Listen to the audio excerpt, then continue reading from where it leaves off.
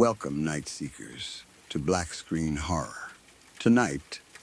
true scary stories, haunting narration, and gentle rain await. Relax, close your eyes, embrace the darkness, and let every chilling tale carry you deeper into the unknown. If you enjoy tonight's journey, please subscribe, like, and leave a comment. Sweet dreams if you dare. This story is not necessarily the scariest thing you will ever hear,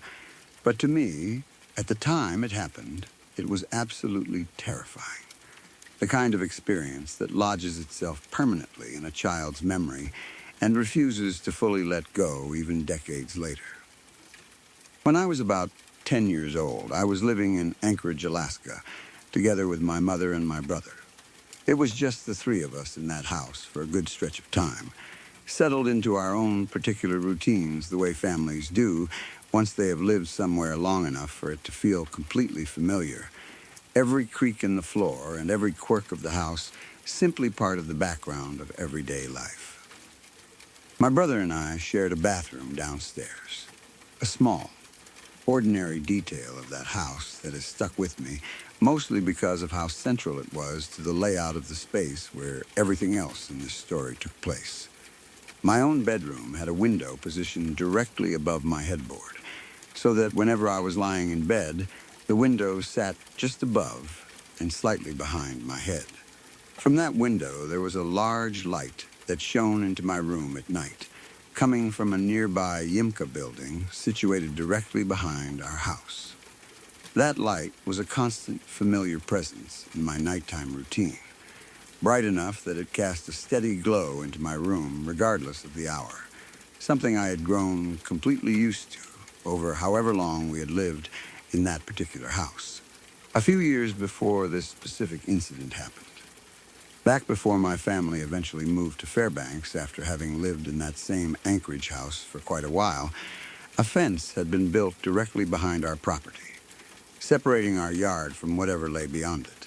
including, presumably, part of the property connected to that same Imka building whose light shone so consistently into my window every night. I know these details might seem like unnecessary background information for what is ultimately a fairly short and simple story, but they matter because of exactly how ordinary and unremarkable everything about that house and that window normally felt to me. This was not some unfamiliar, unsettling space I was uneasy about to begin with. This was my own bedroom in my own house, a place I had slept in for years without a single moment of real fear, made only slightly unusual by that one bright light shining in from the Imka building and the fence installed sometime before all of this happened. On the particular night this story actually took place, I remember going through my normal bedtime routine. Nothing unusual about the evening at all up until that point. I was sitting alone in my bed, having just finished turning everything off in my room, the lights switched off, ready to settle in and go to sleep the way I did every single night. The only illumination left in the room at that point was that same familiar glow filtering in through my window from the Imka light behind the house, casting its usual soft light across my walls the way it always did. And then, as I sat there in bed getting ready to lie down and drift off to sleep, I happened to glance over at the wall of my room, and I saw something that made my entire body freeze in place. There, cast against my wall by the light coming through my window, was the unmistakable shadow of a person. A clear, distinct human silhouette, visible right there in my window. I watched, completely paralyzed with fear, as this shadow figure moved, walking across my window and then off to the side, disappearing from view just as suddenly as it had appeared. I was so completely terrified in that moment that I could not bring myself to do anything at all. I could not make myself sit up in bed. I could not make myself turn around and actually look directly out my window to see what or who had just cast that shadow. I simply sat there, frozen, staring at the now empty wall where that shadow had just been moving only moments before, my mind racing through every possible explanation, while my body refused to do anything except remain completely still. I do not know exactly how long I sat there like that, too afraid to move, too afraid to turn around and confirm with my own eyes whether there was actually someone standing right outside my window, close enough that their shadow had been cast so clearly and distinctly onto my bedroom wall. It felt like an eternity in the moment, though realistically it was probably only a matter of minutes, my heart pounding the entire time, every nerve in my body screaming at me not to look, not to turn around, not to confirm whatever fear my mind was already busy constructing about who or what might be standing just on the other side of that glass. Eventually, whether through sheer exhaustion or the slow fading of that immediate spike of terror, I must have managed to calm down enough to eventually fall asleep, though I honestly do not remember the specific transition from that frozen, terrified state into actual sleep. What I remember most clearly, even now, all these years later, is the image itself. That clear, unmistakable silhouette of a person moving across my window, backlit by that same Imca light that had always felt so familiar and harmless before that particular night. Looking back on it now, as an adult, I have turned over plenty of possible explanations for what I saw that night. Given the layout of the property, with that fence installed behind the house and the Imca building sitting just beyond it, it is entirely possible that someone was simply walking along that fence line for some completely mundane reason, maybe cutting through on their way somewhere else. Maybe someone connected to the Yemka building itself checking on something back there late at night.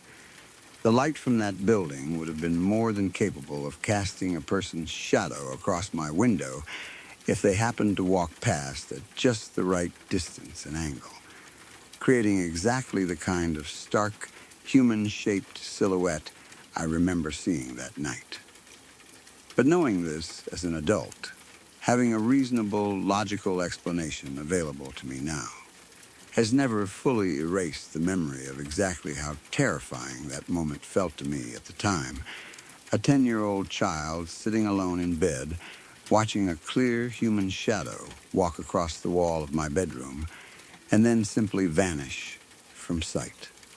Too afraid to do anything except sit there,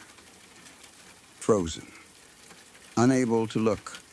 unable to move, unable to do anything except wait and hope that whatever had cast that shadow was already gone by the time I finally worked up the courage to fall back asleep. I never did tell my mother about it that same night, mostly because I was too scared to even get out of bed and go find her, let alone explain what I had just seen. I do not fully remember whether I ever brought it up with her at all in the days or weeks that followed. Though knowing myself as a child, it is entirely possible I simply tried to put the whole experience out of my mind as quickly as I could, the way children often do with frightening things they do not fully understand and do not know how to properly process or explain to the adults around them. Even now, so many years later, having long since moved away from that house in Anchorage, having grown into an adult who can look back on that memory with a far more rational, measured perspective than I had at 10 years old, I still remember the specific fear of that moment with startling clarity. The stillness of my room, the familiar glow of that Imca light, suddenly feeling less comforting and more exposing than it ever had before. And that shadow, clear and human-shaped, moving steadily across my window before disappearing, leaving me alone in the dark, too frightened to do anything but sit perfectly still and wait for a fear that eventually, slowly, faded enough to let me fall asleep. About a year ago, I woke up suddenly at around 1 a.m, overcome by this strong, immediate sense of unease that I could not quite explain. The kind of feeling that pulls you out of sleep before your conscious mind has even had a chance to catch up with why you are suddenly so alert. I opened my eyes, still lying there in the dark, and as my vision adjusted, I looked up toward my bedroom door and saw a shadowy figure of a man standing there, his back turned to me, positioned right in the doorway as if he had just walked in, or perhaps as if he were simply standing there waiting for something. I remember his appearance with a clarity that has stuck with me ever since. Every small detail somehow burned into my memory despite the darkness of the room, and the fact that I only had a few disorienting seconds to actually take him in. He was wearing a bowler hat, a kind of old-fashioned rounded hat you mostly only see now in old photographs or period films, along with a long coat that hung down past his waist and a pair of black shoes visible beneath the hem of that coat. I never saw his face at any point. He remained facing away from me the entire time, his back to the bed, standing perfectly still in that doorway. Before I had any real chance to process what I was looking at, before my mind could even begin working through the obvious question of who this man was or how he had gotten into my room in the first place, I was hit with this overwhelming, almost irresistible need to sleep, a wave of exhaustion so powerful and sudden that it felt entirely unnatural, nothing like ordinary tiredness. I basically passed out right there, my eyes closing against my will, pulled back down into unconsciousness before I could do anything at all in response to what I had just seen. I was woken up again roughly 30 minutes later, this time by my brother, who has a history of experiencing intense night terrors and occasional sleepwalking episodes, conditions that had affected him on and off since we were both kids. When I opened my eyes this second time, he was standing right beside my bed, his face positioned only a few inches away from mine, far closer than would ever be normal or comfortable, repeating my name over and over again in this low, insistent voice. Startled, and more than a little disturbed by how close he was standing, I immediately pushed him away from me and reached over to flip on my bedroom light, needing to see clearly what was actually happening, needing the reassurance of full illumination after everything I had already experienced in the dark just half an hour earlier. I tried repeatedly to get him to fully wake up, pleading with him, saying his name, trying to shake him gently out of whatever state he was currently caught in, but for a while, nothing seemed to work. He remained unresponsive to my attempts, his eyes still closed, his body present, but seemingly disconnected from whatever was happening around him in that fully lit room. Eventually, after what felt like a long, tense stretch of trying to reach him, his eyes finally opened, and he looked directly at me and said, in a voice that did not sound entirely like his own, "It wasn't me." Confused and increasingly unsettled, I asked him what he meant. What exactly wasn't him? He continued staring at me with this particular unnerving expression that I have only ever seen on his face during his worst night terror episodes. A kind of blank, unfocused intensity that always makes him look somehow different from his normal self. And he repeated, "It wasn't me. It was the man." I do not think I can properly describe the cold, immediate fear that shot through me the instant he said those words. Given everything I had already experienced just half an hour earlier, the shadowy figure in the bowler hat and long coat standing silently in my doorway, his back turned toward me, my brother's words felt like they were directly connecting to that exact same experience, as if he somehow knew or had somehow also perceived the exact same presence I had seen in my room that night. That night, thoroughly shaken by everything that had just happened. I made sure to sleep with my bedroom door locked, something I almost never bothered doing under ordinary circumstances, needing whatever small additional sense of security that simple lock could provide, even though I knew logically that it likely would not have done much to stop whatever I had actually witnessed standing in that doorway earlier. But as unsettling as all of that already was, the story does not end there. It actually gets significantly worse. The next morning, sitting down for breakfast with my brother, I had deliberately not said anything to him yet about everything that had happened during the night. The shadowy man I had seen, his own strange sleepwalking episode, or the unsettling words he had spoken to me while apparently still caught in whatever state his night terror had put him in. I wanted to see if he remembered any of it himself first, without me influencing his account by describing what I had already experienced. While we were eating, completely unprompted, my brother suddenly said, "I had the craziest dream last night. There was a man in an old-looking hat and a trench coat standing in your room." I froze completely at the breakfast table, staring at him, trying to process what I had just heard. He had just described, entirely independently, without any prompting or information from me whatsoever, the exact same figure I had seen standing in my own doorway that night. A man wearing an old-fashioned hat and a long coat, positioned in my room. Exactly the way I had witnessed it myself before that overwhelming, unnatural drowsiness had pulled me back into unconsciousness. I asked him carefully, trying to keep my voice as steady and casual as I could manage, despite how badly my heart was pounding, to tell me more about this dream, hoping he might reveal some additional detail. Anything that could help me understand what exactly had happened during that strange, unsettling night. But he did not seem to remember much beyond that single vivid image,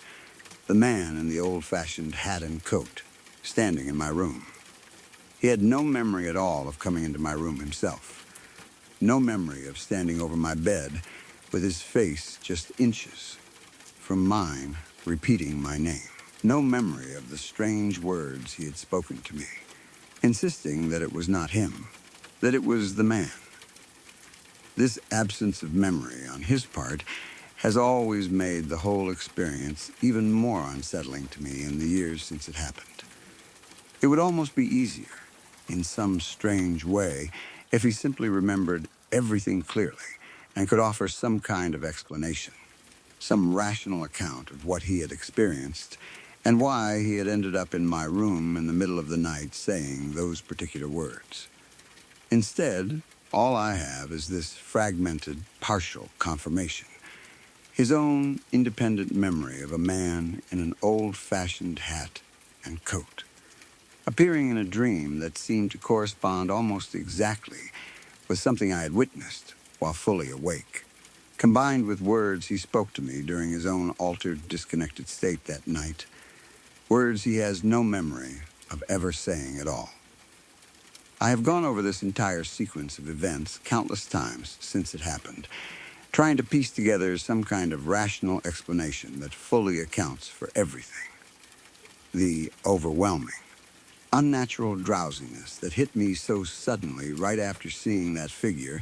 my brother's inexplicable presence standing over my bed half an hour later, his strange insistence that it was not him, but rather some other presence he referred to only as the man. And then, the following morning, his own completely independent recollection of a remarkably similar figure appearing in what he believed was simply an ordinary dream. Given his history with night terrors and sleepwalking, it is entirely possible, from a purely clinical standpoint, that he experienced some kind of parasomnia episode that night. A state in which sleepwalkers sometimes act out fragments of whatever their sleeping mind happens to be processing, occasionally incorporating strange, disjointed imagery or words that do not always make logical sense to anyone observing them from the outside, including often the sleepwalker themselves once they fully wake up. It is possible that whatever unsettling image or presence his own sleeping mind had constructed that night simply happened by pure coincidence. to closely resemble the same figure I had independently witnessed standing in my doorway that same evening. But even with that reasonable clinical explanation available to me, I have never been able to fully shake the deeper unease surrounding this experience. The timing feels too precise, too interconnected, for me to comfortably write it off as mere coincidence. My own sighting of that shadowy man followed almost immediately by an inexplicable, overpowering need to sleep that I have never experienced before or since under any other circumstances, followed by my brother's inexplicable presence hovering directly over my bed only 30 minutes later, insisting that some other presence, some man, had been responsible for whatever had happened. And then, the following morning, his own completely separate and seemingly unprompted memory of that exact same figure appearing in what he understood simply as an ordinary dream. I still think about that night regularly, even now, a full year removed from when it actually happened. I still sometimes find myself glancing toward my bedroom doorway before falling asleep, half expecting, in some small, persistent corner of my mind, to see that same shadowy figure standing there again, his back turned toward me, wearing that same bowler hat and long coat, silently occupying the same spot in my doorway where I first saw him that night. My brother, for his part, still has no memory of anything beyond that single fragment of a dream he described to me over breakfast the next morning. And I have never told him the full details of everything else that happened that night, the way he came into my room himself, the words he spoke to me, while apparently still caught somewhere between sleep and waking, insisting so firmly that it was not him, that it was the man. I do not know exactly what that man was, whether he was some kind of genuine supernatural presence,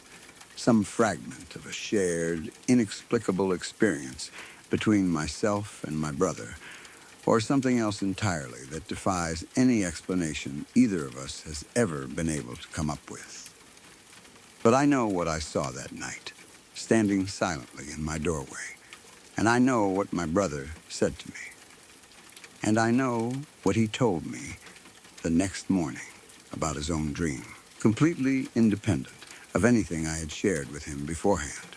And no matter how many times I try to explain it all away, using perfectly reasonable clinical explanations involving his history of night terrors and sleepwalking, some small, stubborn part of me has never fully been able to let go of the unsettling feeling that something more than mere coincidence connected everything that happened during that single, strange night.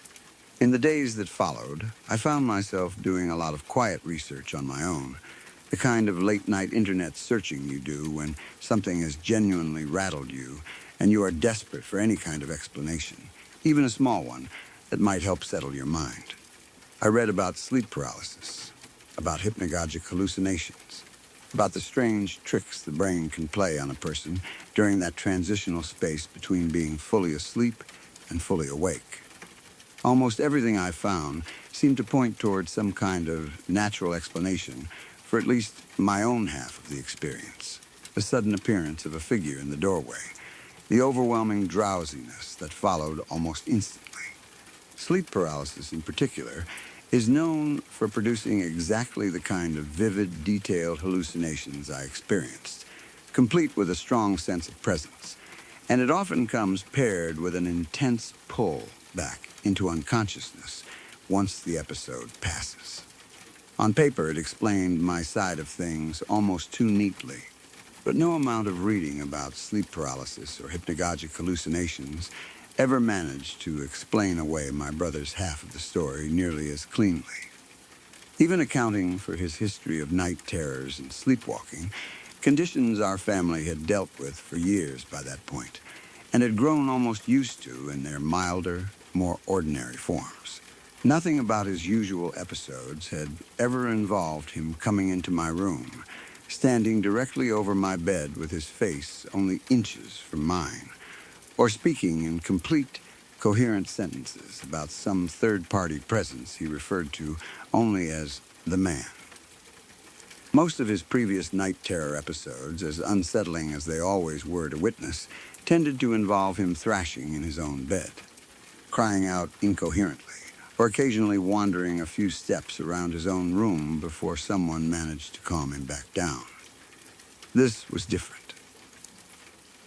This involved him leaving his own room entirely, navigating the hallway in the dark, entering my room specifically, and directing very particular, specific words at me. Words that directly echoed something he could not possibly have known I had just experienced myself only 30 minutes earlier. I remember lying awake for a long while after he finally went back to his own room that night, staring at my now locked bedroom door,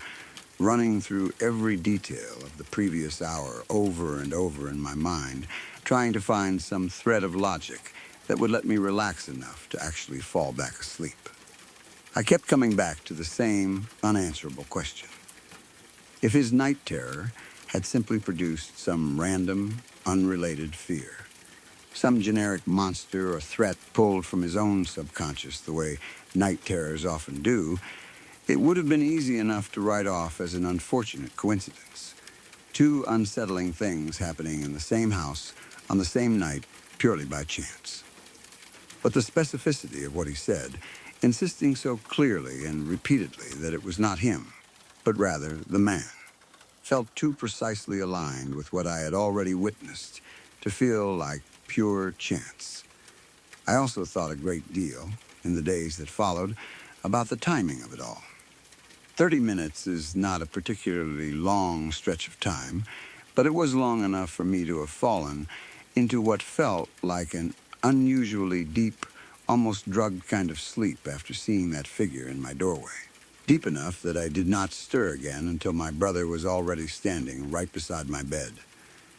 In my research, I read that sleep paralysis episodes themselves are usually brief, lasting anywhere from a few seconds up to a couple of minutes at most, rarely longer. What happened to me afterward,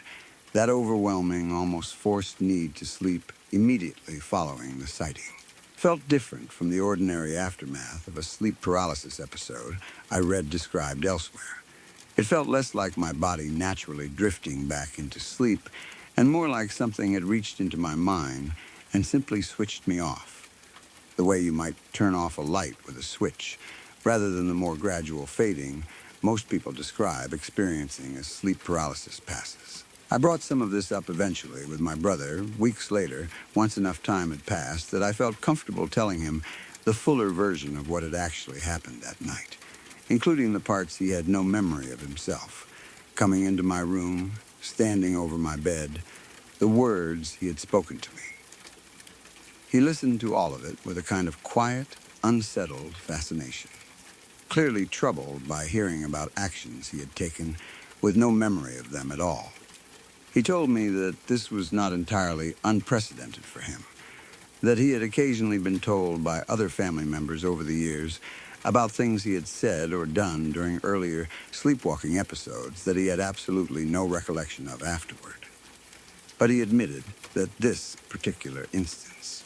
given what I described to him, felt more specific and more unsettling than anything he had previously been told about his own sleep behavior. He also told me something that, at the time, only added another uncomfortable layer to the whole experience. He said that in the weeks leading up to that night,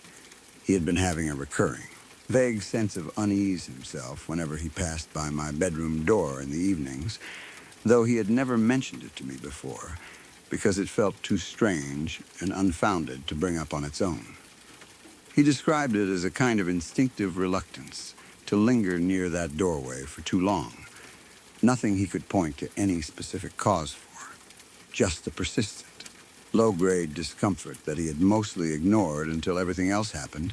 and gave him a reason to think back on it more seriously. Neither of us has ever come up with anything resembling a satisfying, complete explanation for that night. Not one that accounts for every single detail without leaving something important unresolved. We have talked about it periodically in the years since it happened, usually late at night, usually when the conversation has already drifted into other strange or unexplainable topics, and every time we revisit it, we end up circling back to the same handful of unanswerable questions. Why did he come, specifically, into my room that night? Out of all the times, his sleepwalking could have taken him somewhere else in the house. Why did his words align so precisely with something he could not have known about? And why, the very next morning, did his own independent dream recollection describe almost exactly the same figure I had already seen with my own eyes hours earlier? I have since moved to a different home, no longer sharing a house with my brother the way we did back then. Though we still speak regularly and still bring this story up from time to time whenever the subject of unexplainable experiences comes up among friends or family. I have never seen that particular figure again since that single night. The man in the bowler hat and long coat, standing silently with his back turned in my doorway, and my brother, as far as I know, has not experienced anything quite like that specific episode again either. At least nothing he has mentioned to me since. But I still keep my bedroom door locked most nights out of habit now. A small, quiet ritual that started that very evening and has simply never fully gone away since, even in a completely different house, years removed from wherever that man, whoever or whatever he actually was, first appeared to me standing silently in that doorway. I live in a fairly rural part of the United Kingdom, and because of that, a lot of the people I went to high school with ended up scattered across a fairly wide geographical area once we finished our education. Back when we were still in school, we actually used to get bussed in from all over the surrounding countryside to attend the same high school together, meaning that even during those years, plenty of us lived a fair distance apart from one another. After we all eventually left high school and then finished our time at sixth form college as well, it became noticeably more difficult for my friends and me to get together as regularly as we would have liked, given how spread out everyone had become and how much everyday adult responsibilities, work, and general distance made casual, spontaneous meetups increasingly rare. Last year, in an effort to actually spend proper time together again, a group of us decided to rent out a cottage together, specifically for New Year's Eve, giving everyone a single, central location where we could all gather in one place, drink, celebrate the changing of the year together, and avoid the usual hassle of everyone having to travel long distances individually just to see each other for a single evening. We eventually found and booked a cottage that had, at some point in its history, actually served as a vicarage, situated directly next to an old church and positioned right on the edge of a quiet, small village. In order to actually reach the cottage itself, you had to walk through the surrounding church grounds first, a path that took you directly along the edge of the church's own cemetery, before finally reaching the cottage further beyond it. We all arrived at the cottage that evening at around 7:30, and the first hour or so passed exactly the way you would expect from a group of old friends finally reuniting after a long stretch apart. We spent that time catching up properly with one another, sharing drinks, picking out our respective bedrooms for the night, and generally getting ourselves unpacked and settled in before the main celebrations of the evening properly got underway. At around 8 o'clock, however, everything shifted dramatically. One of the girls in our group, who had gone upstairs to one of the first-floor bedrooms to begin unpacking her own things, suddenly and completely lost control of herself. Her reaction so intense and immediate that the rest of us heard it clearly from other parts of the cottage. When the rest of us rushed upstairs to find out what was happening, we discovered her curled up tightly in the corner of the bedroom, her whole body balled up defensively, screaming hysterically in a way that none of us had ever seen from her before, not even during any of our more dramatic teenage years together. It took a genuine, concerted effort from several of us to eventually calm her down enough that we could get her safely out of that particular room altogether, guiding her downstairs and into the kitchen area of the cottage, where the rest of the group had originally been gathered before everything happened. Once she had settled down enough to actually speak coherently, she explained to all of us exactly what had happened while she was upstairs. She told us that she had been sitting on the floor of the bedroom, quietly unpacking the contents of her bag, when she happened to glance up and noticed, sitting cross-legged on the floor, directly in the opposite corner of the same room, an elderly woman. She described this woman as being dressed in what she called completely ordinary, unremarkable clothing. Nothing unusual or frightening about her outward appearance at all, at least initially. Simply seeing an unexpected, unfamiliar figure suddenly sitting there in the corner of the room had understandably made her jump with surprise. But the moment she reacted, jumping visibly in response to this unexpected sight, the old woman had looked directly at her and, according to our friend's own description, snarled at her. Whatever exactly that snarl looked or sounded like, our friend was so profoundly shaken and upset by the entire encounter that she absolutely refused to spend another moment inside that cottage. She would not go back upstairs herself under any circumstances, and eventually some of the rest of us had to go up and gather her belongings together for her while she waited safely downstairs, unwilling to set foot anywhere near that particular room again. Shortly after that, she left the cottage entirely, choosing to arrange her own transportation home rather than stay for the rest of the New Year's celebration with the rest of us. All these years later, we are all still genuinely close friends, and this particular incident has never caused any kind of lasting rift or awkwardness between any of us as a group. But to this day, our friend who actually experienced the encounter herself still does not like discussing it in any real detail, understandably reluctant to revisit whatever exactly she witnessed in that upstairs bedroom that evening. I have thought about this story many times since it happened, especially given how completely out of character her reaction was compared to how I had always known her throughout the many years of our friendship. She has never been the type of person prone to overreacting or exaggerating things for dramatic effect, and the sheer intensity of her hysteria that night, curled up defensively in the corner of that room, screaming in a way none of us had ever witnessed from her before, has always struck me as being entirely genuine, entirely proportional to whatever she must have actually experienced up there, whatever the true nature of that experience ultimately was. The location itself, of course, only adds another unsettling layer to the whole story. A cottage that had once served as an actual vicarage, situated directly alongside an old church and its accompanying cemetery, feels like exactly the kind of setting where a story like this might plausibly unfold. An old, historically significant building with presumably decades, if not centuries, of history attached to it, situated in immediate proximity to a graveyard filled with generations of the local community's deceased residents. I have wondered many times since exactly who this elderly woman might have been,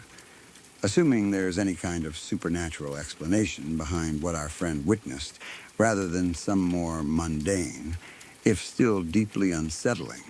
alternative explanation.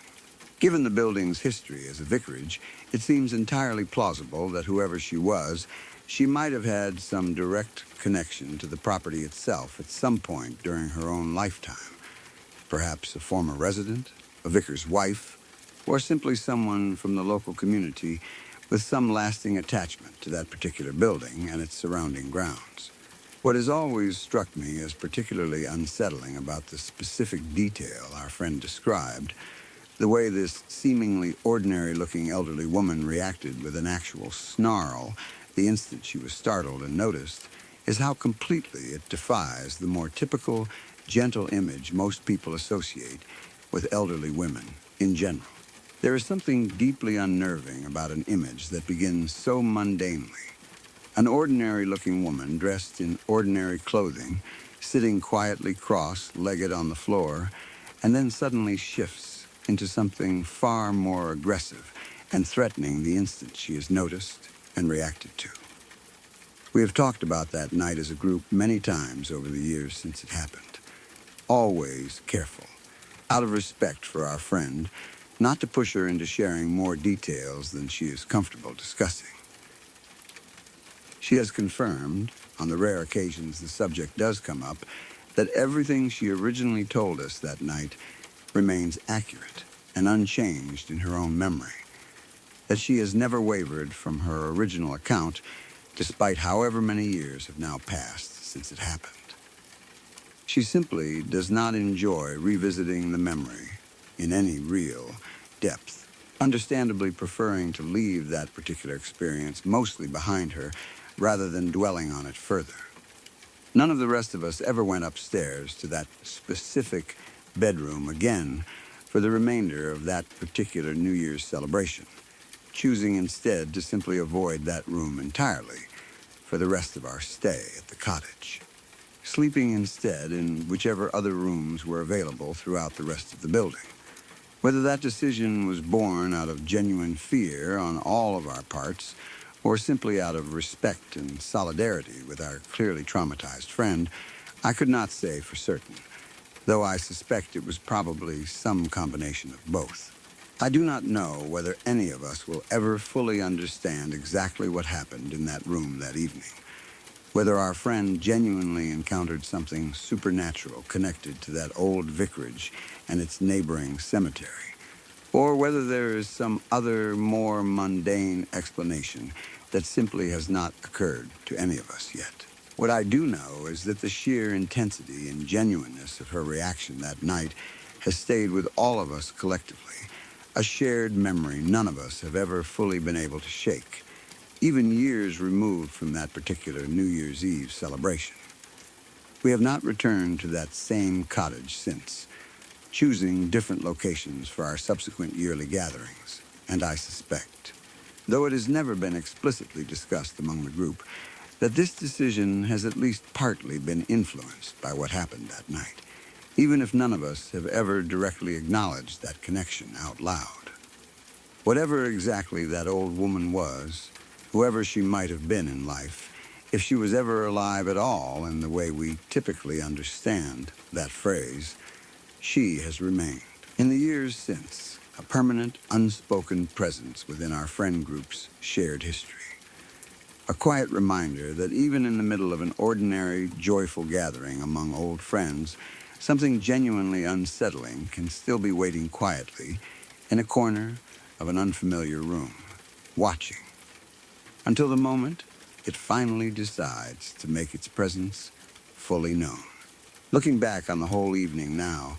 I find myself thinking a great deal about the timing of everything, how quickly the entire mood of the night shifted from lighthearted reunion to genuine, palpable fear within the space of just half an hour. We had all been in such high spirits when we first arrived, excited to finally be together again after months of scattered, difficult scheduling, looking forward to a proper New Year's celebration together for the first time in what felt like years. That sudden shift from laughter and catching up downstairs to hysterical screaming coming from directly above us has always stood out in my memory as one of the most jarring, disorienting moments I have ever experienced among that particular group of friends. I also think often about the practical details surrounding that first-floor bedroom itself, trying to imagine exactly what our friend would have seen from her position sitting on the floor, unpacking her things. The room, from what I remember of the cottage's general layout, was a fairly ordinary-sized bedroom. Nothing particularly unusual about its structure or dimensions compared to the other rooms in the building. There was no obvious explanation available to any of us for how or why an elderly woman could have been sitting there in the corner without any of us noticing her arrival beforehand. No other door leading directly into that room, besides the main one we had all used ourselves when carrying our bags upstairs earlier that evening. Some of us did try, in the immediate aftermath of the incident, to search the rest of the cottage fairly thoroughly, checking every other room, every closet, every possible hiding spot we could think of, just to rule out the possibility that some ordinary living person might have somehow gained unauthorized access to the property and was hiding somewhere within it. We found absolutely nothing, and no one else anywhere in that building besides our own group. No sign of forced entry, no indication that anyone else had been inside the cottage at any point that evening besides the 7 or 8 of us who had arrived together earlier that night. I remember also that we ended up contacting the property's owner the following day, once everyone had a chance to calm down and process the previous night's events more fully. We wanted to know a bit more about the building's history, curious whether there had been any previous reports from other guests describing anything similar to what our friend had experienced. The owner, as I recall, was somewhat evasive on the subject, neither outright confirming nor denying that anything unusual had ever been reported there before. Though something about the particular way she avoided directly answering our question left several of us with the strong impression that we were likely not the first group to have experienced something strange within that particular property. Our friend, for her part, has never fully elaborated beyond what she originally told us that first night, despite several of us gently asking her over the years since whether she remembered any additional details she might not have mentioned at the time. She has always maintained that the core details remain exactly as she first described them. The old woman, sitting cross-legged, dressed in ordinary clothing, the sudden startled reaction when she first noticed her, and then that unsettling snarl the instant the woman recognized she had been seen. She has told us, on the few occasions we have gently pressed for more, that she genuinely does not want to think too hard about recalling any further specifics, worried that dwelling too much on the memory might somehow make it feel even more real and immediate than it already does for her. I think, in many ways, that reluctance to revisit the memory too closely is something all of us in the group have quietly come to respect and honor, even as our own curiosity about exactly what happened that night has never fully faded. We still bring the story up occasionally, usually late at night during our own subsequent gatherings, always somewhat carefully and gently, checking with her first before diving into any real discussion of it, making sure she remains comfortable with however much or little we choose to revisit that particular memory together as a group. Even now, whenever any of us happens to drive past an old church or catches sight of an elderly woman sitting quietly somewhere unexpected,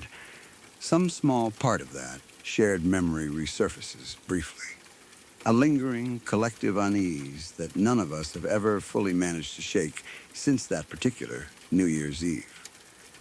Whatever we actually encountered that night in that old vicarage-turned-cottage, it has left its mark permanently on our friend group's shared history. A story we will likely keep quietly telling and retelling among ourselves for many years to come. Always careful, out of respect for our friend, never to push the details any further than she remains comfortable sharing.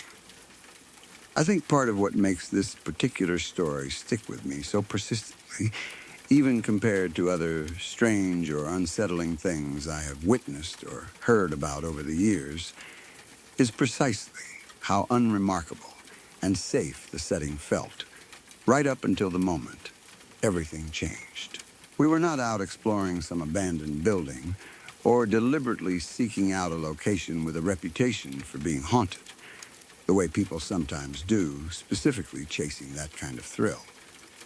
We had simply booked an ordinary holiday cottage for a completely mundane, joyful purpose, wanting nothing more than a comfortable,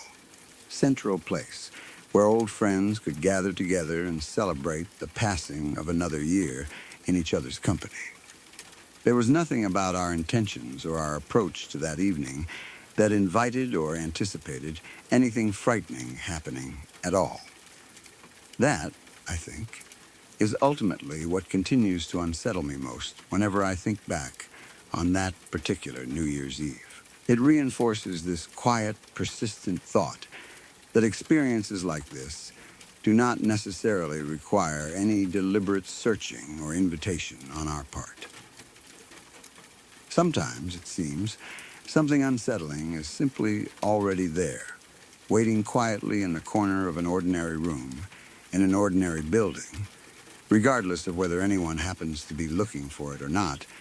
patient enough to remain undisturbed and unnoticed for however long it takes until, purely by chance, someone finally happens to glance up at exactly the wrong, or perhaps exactly the right moment. We did still manage to salvage the rest of that New Year's celebration. In the end, gathering everyone back together downstairs once our friend had been comforted and settled, deciding collectively to simply continue on with our evening as best we could, despite everything that had just happened. There was a noticeably different atmosphere for the remainder of that night. A slightly more subdued, watchful energy running underneath all our usual laughter and conversation, but we did manage to see in the new year together regardless. All of us a little more aware of the empty staircase leading back up to that particular first-floor bedroom than we might otherwise have been. None of us went up there again that night, and by unspoken agreement. None of us have ever suggested going back to that same cottage since. To this day, whenever the subject of that trip comes up among people outside our immediate friend group, we tend to simply describe it, half joking, as the New Year's Eve with the snarling old lady. A shorthand that captures just enough of the story to spark curiosity, without requiring any of us to relive the full weight of what actually happened that night, in far greater detail than any of us, especially our friend, would ever feel comfortable sharing. My auntie told me a scary story when I was younger, one that has always stuck with me over the years, even though it is not necessarily the most dramatic or lengthy story I have ever heard. It is not the kind of tale that involves anything gruesome or overtly violent happening. But there has always been something quietly unsettling about it. A slow, creeping kind of unease that has never fully left me since I first heard her tell it. My auntie and uncle have always been the kind of couple who love to travel extensively, taking trips all over the world together whenever their schedules and finances allowed for it. On this particular occasion, the story took place while they were traveling through New Zealand, spending part of their trip on a kind of extended camping holiday, driving around in a camper van equipped with beds and all the basic amenities needed for that kind of self-sufficient on-the-road lifestyle.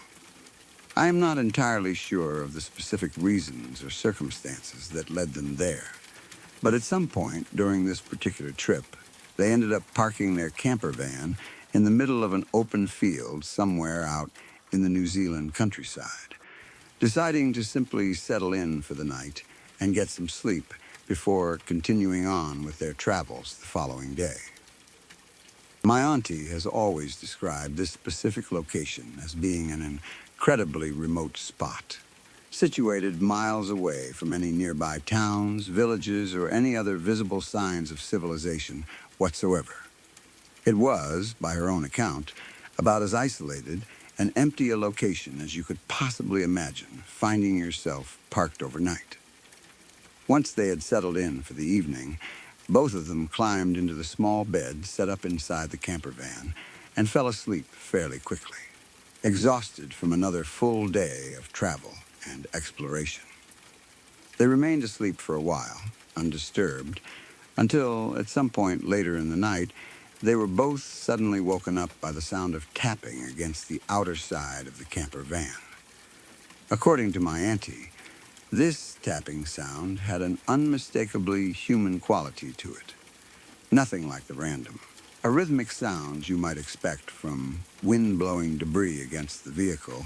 or branches occasionally brushing up against its exterior surface.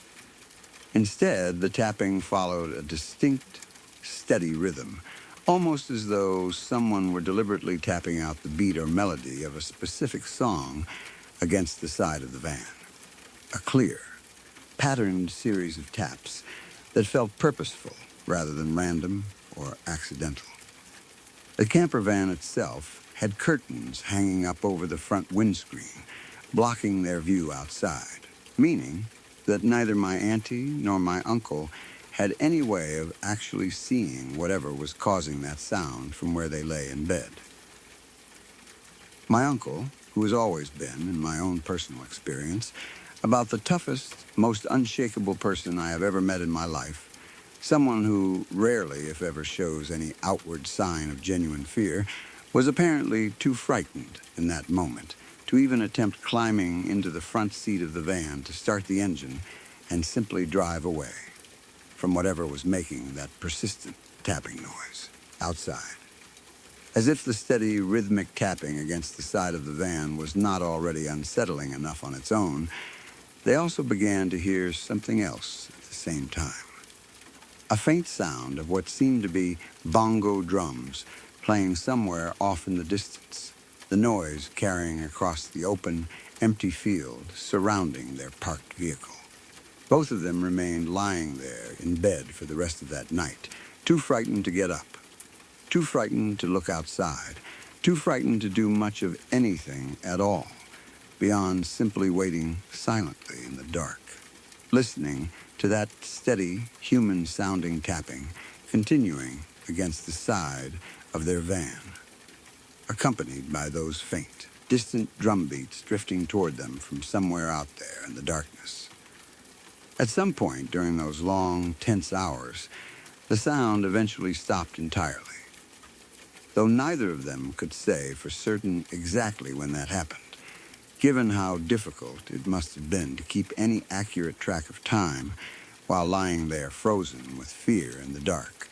Once morning finally arrived and enough daylight had returned to make them feel safe enough to actually leave the relative safety of their bed, they got up and stepped outside the van to investigate, wanting to check whether there might be some kind of ordinary, natural explanation for the tapping they had heard throughout the night. Perhaps some overhanging tree branches positioned close enough to the vehicle that they could have been responsible for producing that sound.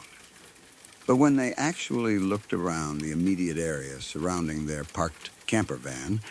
they found absolutely nothing that could explain what they had experienced. There were no trees close enough to have made contact with the van at all. No branches, no bushes, nothing physically present nearby that could account for that steady, rhythmic tapping sound they had both heard so clearly throughout the night. All that surrounded them, as far as they could see in every direction, was completely open, empty field, with only some trees visible far off in the distance, nowhere near close enough to have made any physical contact with their vehicle at any point during the night. I remember hearing this story for the first time as a child, sitting somewhere in my auntie's living room, listening intently as she described the whole experience in her usual calm, matter-of-fact way, the kind of storytelling voice adults sometimes use specifically to make a story feel more believable and grounded in reality rather than exaggerated or embellished. Even at that young age, something about the specific details she chose to include, the deliberate, human-sounding rhythm of the tapping, the completely isolated remote location they had chosen to park in, and above everything else, the fact that absolutely nothing was found nearby that could account for the sound afterward left a lasting impression on me that has never fully faded, even decades later. What has always struck me most about this particular story, even more than the tapping itself, is the detail about my uncle's reaction that night. Growing up, I always knew my uncle as an exceptionally calm, capable, unshakable kind of person. Someone who handled difficult or stressful situations with a level-headed confidence that most people simply do not possess. Hearing that even he was too frightened to get up and move into the driver's seat, too afraid to simply start the engine and drive them both away from whatever was happening outside, has always underscored for me just how genuinely unsettling that entire experience must have actually felt to both of them in the moment, especially given how completely out of character that level of fear seemed for someone I had always known to be so consistently unflappable. The addition of the distant bongo drums has also always struck me as a particularly strange, almost surreal detail within the larger story. Rhythmic tapping against the side of a vehicle parked overnight in a remote location is unsettling enough entirely on its own, easily explainable, in theory, by any number of mundane possibilities. An animal, a loose object being blown by wind, some kind of natural phenomenon neither of them happen to immediately recognize in the moment. But the simultaneous presence of faint drumming sounds coming from somewhere out in the distance adds an entirely different, harder to explain layer to the whole experience, suggesting some kind of deliberate, human, or at least human-like presence somewhere out there in that otherwise completely empty landscape, far from any town or settlement that could reasonably account for music being played at that hour in such an isolated location. I have asked my auntie about this story on a few separate occasions over the years since I first heard it, curious whether she has ever managed to come up with any kind of satisfying explanation for what they experienced that particular night. She has always maintained the same account, essentially unchanged in any of its core details, still describing that same distinctly rhythmic, deliberate quality to the tapping, the same distant bongo drums, and the same complete absence of any explanation whatsoever once daylight finally arrived and they were able to properly search the surrounding area for themselves. She has mentioned, on occasion, wondering whether it might have had something to do with some kind of local wildlife specific to that particular region of New Zealand, some animal she was simply unfamiliar with that might produce sounds capable of mimicking that kind of rhythmic tapping. But she has also always been quick to admit that this explanation never fully satisfied her either,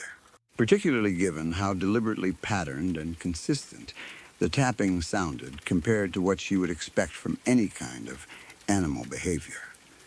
and especially given the added, harder-to-explain detail of the distant drumming sounds occurring simultaneously alongside it.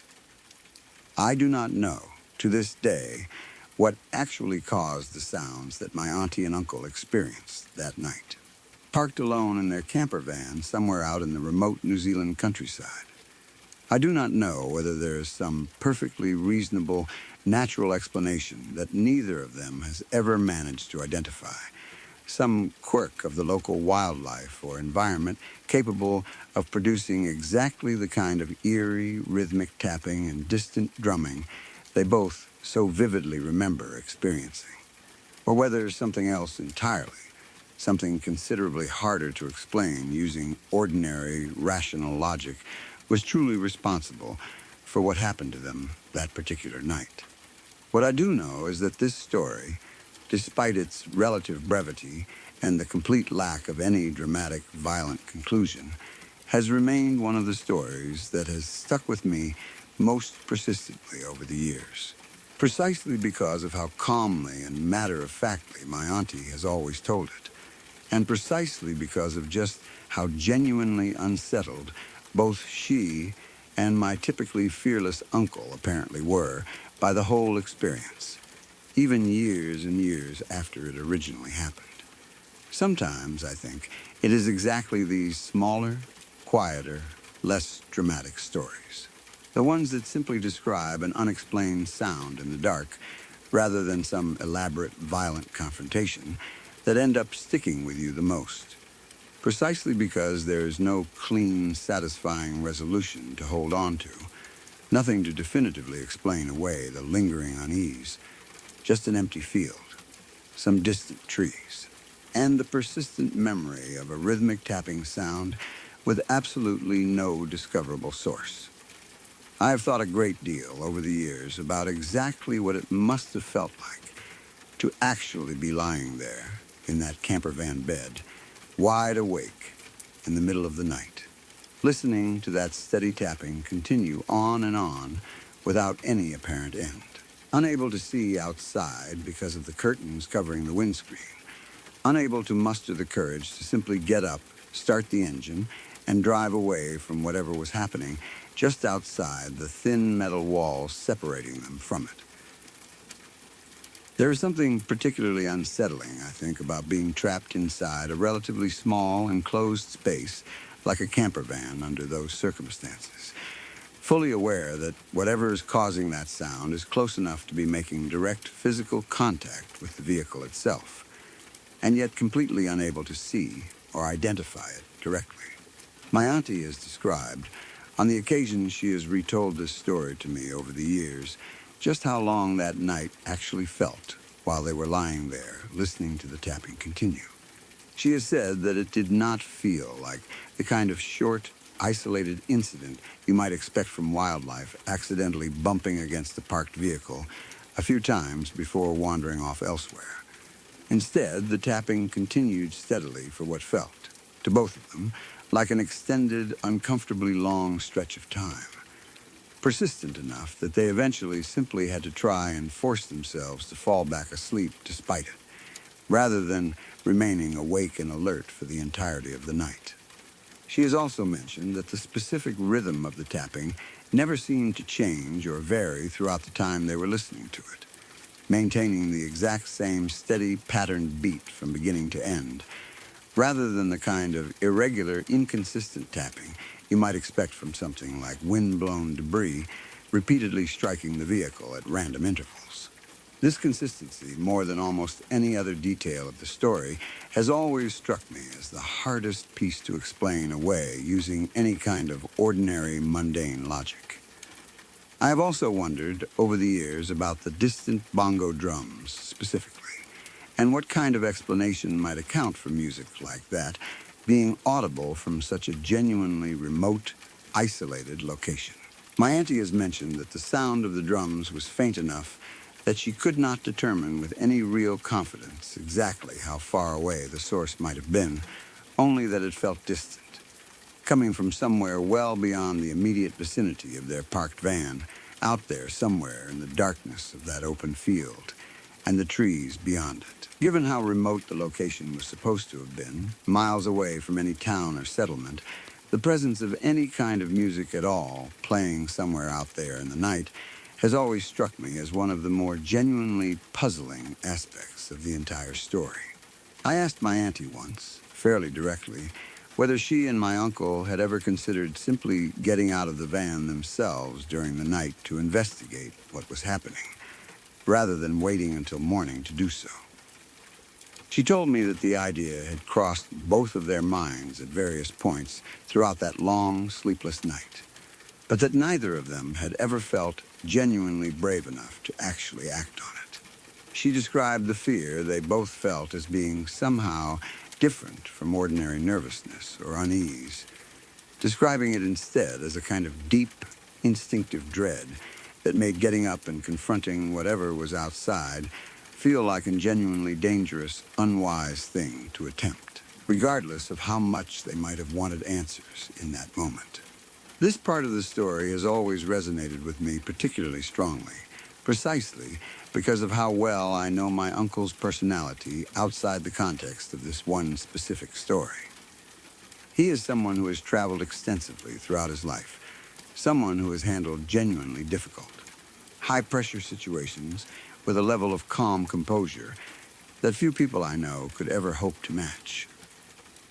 Hearing that even he felt too afraid to simply get up and drive away from an unexplained sound has always underscored, for me, just how deeply unsettling that particular night must have genuinely felt to both of them, regardless of how mundane or explainable the actual cause might ultimately have turned out to be. Even now, whenever my auntie happens to bring up her various travel stories at family gatherings, this particular tale from New Zealand tends to come up eventually, usually told in the same calm, understated way she has always told it, without any dramatic embellishment or exaggeration added over the years. And every single time she tells it, I find myself experiencing that same small, persistent chill I first felt as a child hearing it for the very first time, imagining the two of them lying there together in the dark, listening to that steady, rhythmic tapping against the side of their van, with nothing but empty field and distant trees waiting for them once morning finally arrived. They did eventually continue on with the rest of their trip through New Zealand after that particular night, packing up the van the following morning and driving onward to their next destination, without any further incident of that kind occurring again for the remainder of their travels. My auntie has always said that, despite everything, she never regretted taking that trip, or even parking overnight in such a remote, isolated location in the first place, though she has admitted that she and my uncle have always been considerably more careful and deliberate about choosing their overnight camping spots on every subsequent trip they have taken together since then, favoring locations at least somewhat closer to visible signs of other people or civilization whenever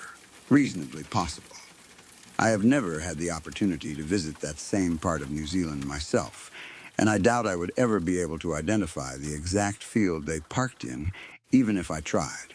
given how many years have passed and how little specific detail my auntie has ever been able to provide about the precise location itself. But I do sometimes find myself imagining what that field must look like, wondering whether anyone else has ever experienced anything similar while passing through or camping in that same general area, or whether my auntie and uncle simply happened to be the unlucky recipients of one single unexplainable night, never to be repeated again for anyone else who might happen to park there in the future. Whatever the truth of it actually was, it remains one of the quieter, stranger stories in our family's collective history, brought out every so often at gatherings, always told the same calm way, always leaving behind that same small, lingering chill among whoever happens to be listening to it for the first time. And every time I hear it retold, I find myself grateful, in a strange way, that it was them and not me lying there in that dark camper van, listening to that tapping continue on through the long, empty hours of the night. I want to share another story with you, this one from something that happened to me fairly recently, an experience that turned into one of the single worst nights of my entire life. I had been staying home alone that particular evening, not planning on going out anywhere or doing anything special, just intending to spend a quiet night by myself. At some point, feeling bored and restless, I made the decision to take a recreational drug I had used a handful of times before. And unfortunately, I ended up taking a significantly larger amount than what would typically be considered a normal, moderate dose for that particular substance, far beyond the quantity I had ever taken on any previous occasion. At first, everything seemed completely fine. I settled in to watch a movie, feeling relaxed and comfortable as the evening got underway. But then, fairly suddenly, the effects of what I had taken began kicking in far more intensely than I had anticipated.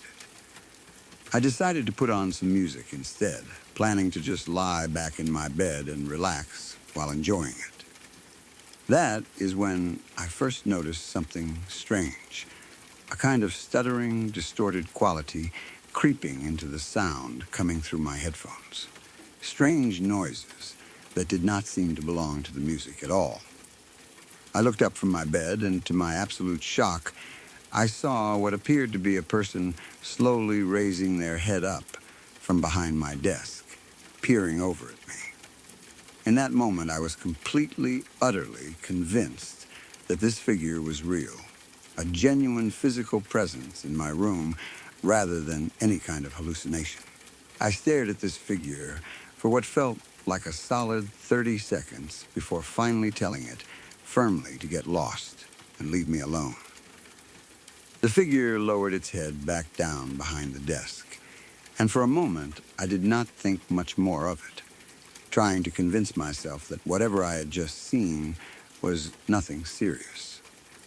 I went back to resting my head against my pillow, trying to relax and continue on with my evening. But almost immediately, I noticed something deeply unsettling right beside my own head, an unmistakably creepy-looking hand resting there on the bed next to me. I shot upright immediately and saw the same figure now lying right next to me. Its face twisted into this horrifying, unnatural expression, smiling at me in a way that felt deeply wrong. Then, without warning, the figure vanished completely into thin air. Moments later, I felt a single drop land on top of my head, and when I looked upward, I saw an enormous pool of what appeared to be blood spreading out across my ceiling. And there, within that same spreading pool, the same figure appeared again, smiling at me once more, this time with blood covering its teeth. Completely overwhelmed, I closed my eyes tightly for a few seconds, and when I opened them again, the image had disappeared entirely. I remember lying there afterward, my heart pounding, trying to steady my breathing and convince myself that whatever I was seeing could not possibly be real, even as every instinct in my body screamed otherwise. The room felt different somehow in those brief pauses between appearances, heavier, as though something invisible were still lingering nearby, even when nothing was directly visible. I remember gripping the edge of my blanket so tightly that my knuckles ached, staring around every corner of my darkened bedroom, waiting, dreading whatever might appear next. The next thing I remember is seeing the same figure appear once more, this time from across my bedroom, charging directly toward me while screaming, only to vanish completely right before it would have collided with me. This time, however, I noticed something even stranger. I could actually perceive some kind of movement happening even while the figure remained invisible. A faint, blurry, almost electrical distortion moving through the air around my room, similar to the visual effect of an invisibility cloak from certain fantasy stories, where you can just barely make out movement and distortion even though nothing is directly visible. What struck me as particularly strange was that I could actually feel this presence at certain points as well. Whenever I tried touching whatever invisible form was moving around my room, prolonged contact would cause an intense, genuinely painful sensation. This figure continued appearing and disappearing at random points throughout my room for what felt like an extended stretch of time, screaming, seemingly attempting to bite and strike at me, clearly trying to frighten and torment me as much as possible during each brief appearance. Eventually, this particular figure disappeared, but the strange experiences continued in other forms after that. I began seeing a number of cats appearing inside my closet, starting with just a single cat, before multiplying into several more. This was deeply unsettling in its own way, since every time I got up out of bed to look more closely at them, they would remain visible right up until the moment I got close enough to actually try touching one, at which point they would disappear completely. After the cats eventually stopped appearing, I began seeing and interacting with numerous people I actually knew in real life, having what felt like completely normal, extended conversations with each of them. These interactions felt so remarkably ordinary at first that I genuinely believed, for a stretch of time, that people had actually come over to visit me, or that I had somehow left my apartment and was now out somewhere, socializing with friends and acquaintances. I remember specific details from these conversations, laughing at jokes, discussing mundane topics,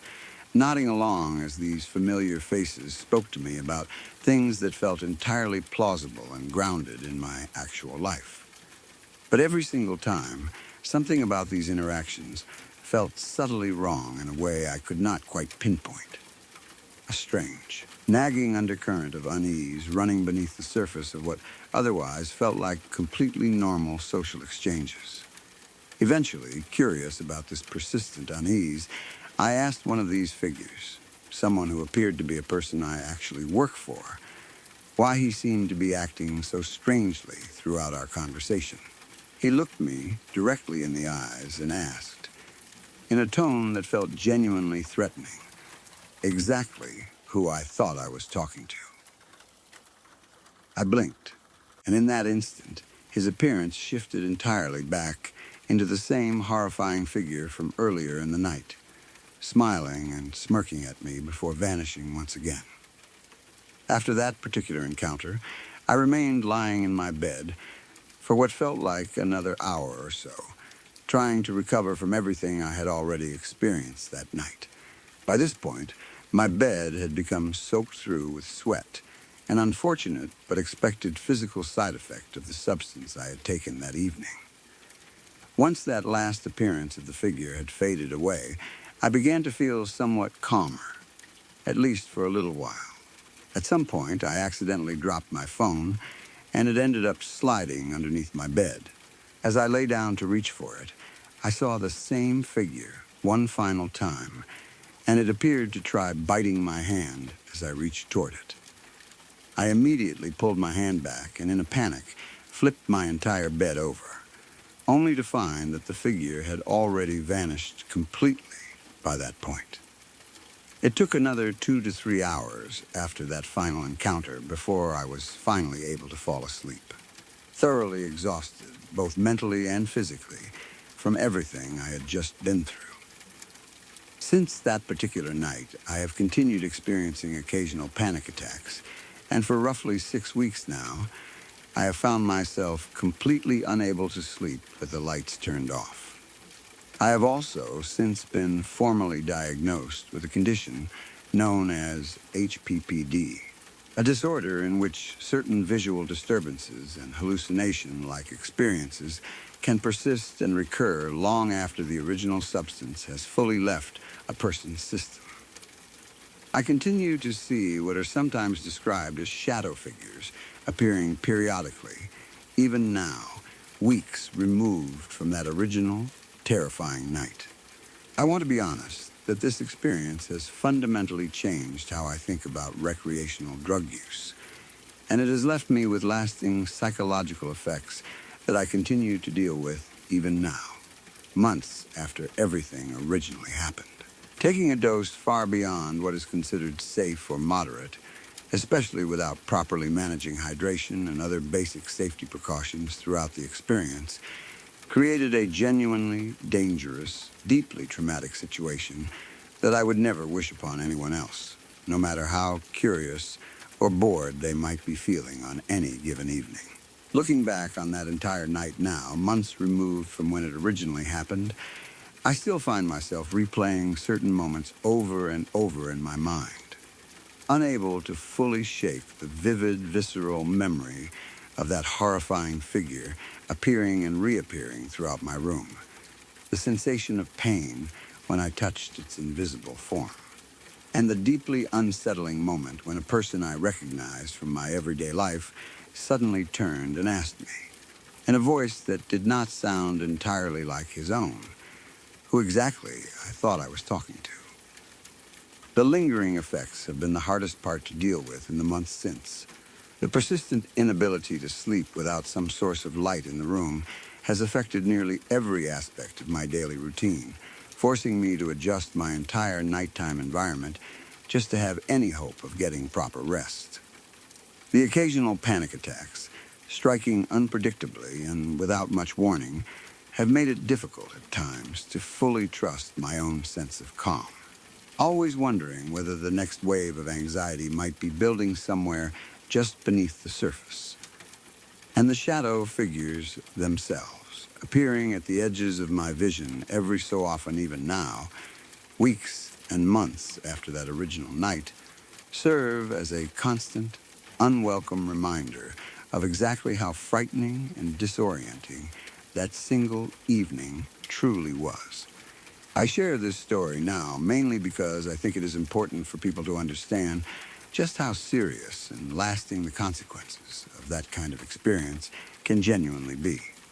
What started as a simple, if admittedly unwise, decision to take a larger amount of a substance than I had ever taken before turned into one of the most traumatic nights of my entire life, with effects that have continued to follow me for weeks and months afterward, reshaping how I sleep, how I manage my own anxiety, and how comfortable I feel even now sitting alone in a quiet, dimly lit room. Thinking back on the entire sequence of events now, with some distance and a bit more perspective than I had in the immediate aftermath, I am struck most by how convincingly real everything felt while it was actually happening. It was not like an ordinary dream, the kind you can look back on afterward and immediately recognize as clearly separate from reality. In the moment, every single detail felt completely, undeniably real. The weight and texture of that creepy hand resting beside my head, the physical sensation of pain whenever I made contact with whatever invisible presence was moving through my room, the sound of that figure's footsteps as it charged toward me from across the bedroom. None of it registered, at the time, as anything other than an actual, ongoing physical threat unfolding right there around me. I have talked to a doctor about everything that happened since that night, trying to better understand exactly what occurred to my brain and my perception during those several hours, and what continues to happen even now, given my HPPD diagnosis. From what I have been able to learn, the kind of experience I went through, involving such vivid, tactile, interactive hallucinations, rather than the milder, more passive visual distortions some people describe, is considered a fairly severe reaction.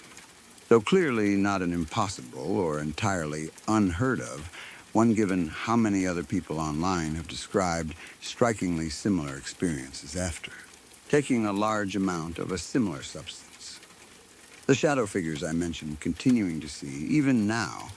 weeks after that original night, have become something I have had to learn to live alongside rather than something I expect to simply disappear entirely on their own.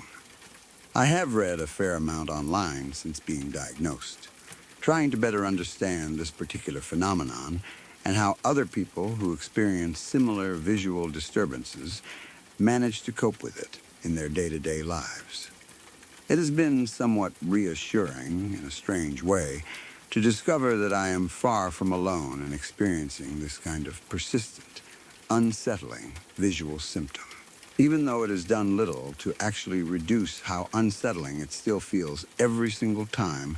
one of these shadow figures appears at the edge of my vision, usually late at night, usually when I am already feeling tired or anxious about something else entirely. I do not know exactly how long these lingering effects will continue to affect me going forward, whether they will gradually fade over time the way some people describe experiencing, or whether I am looking at a much longer, more persistent recovery process than I might currently be anticipating. What I do know, with absolute certainty,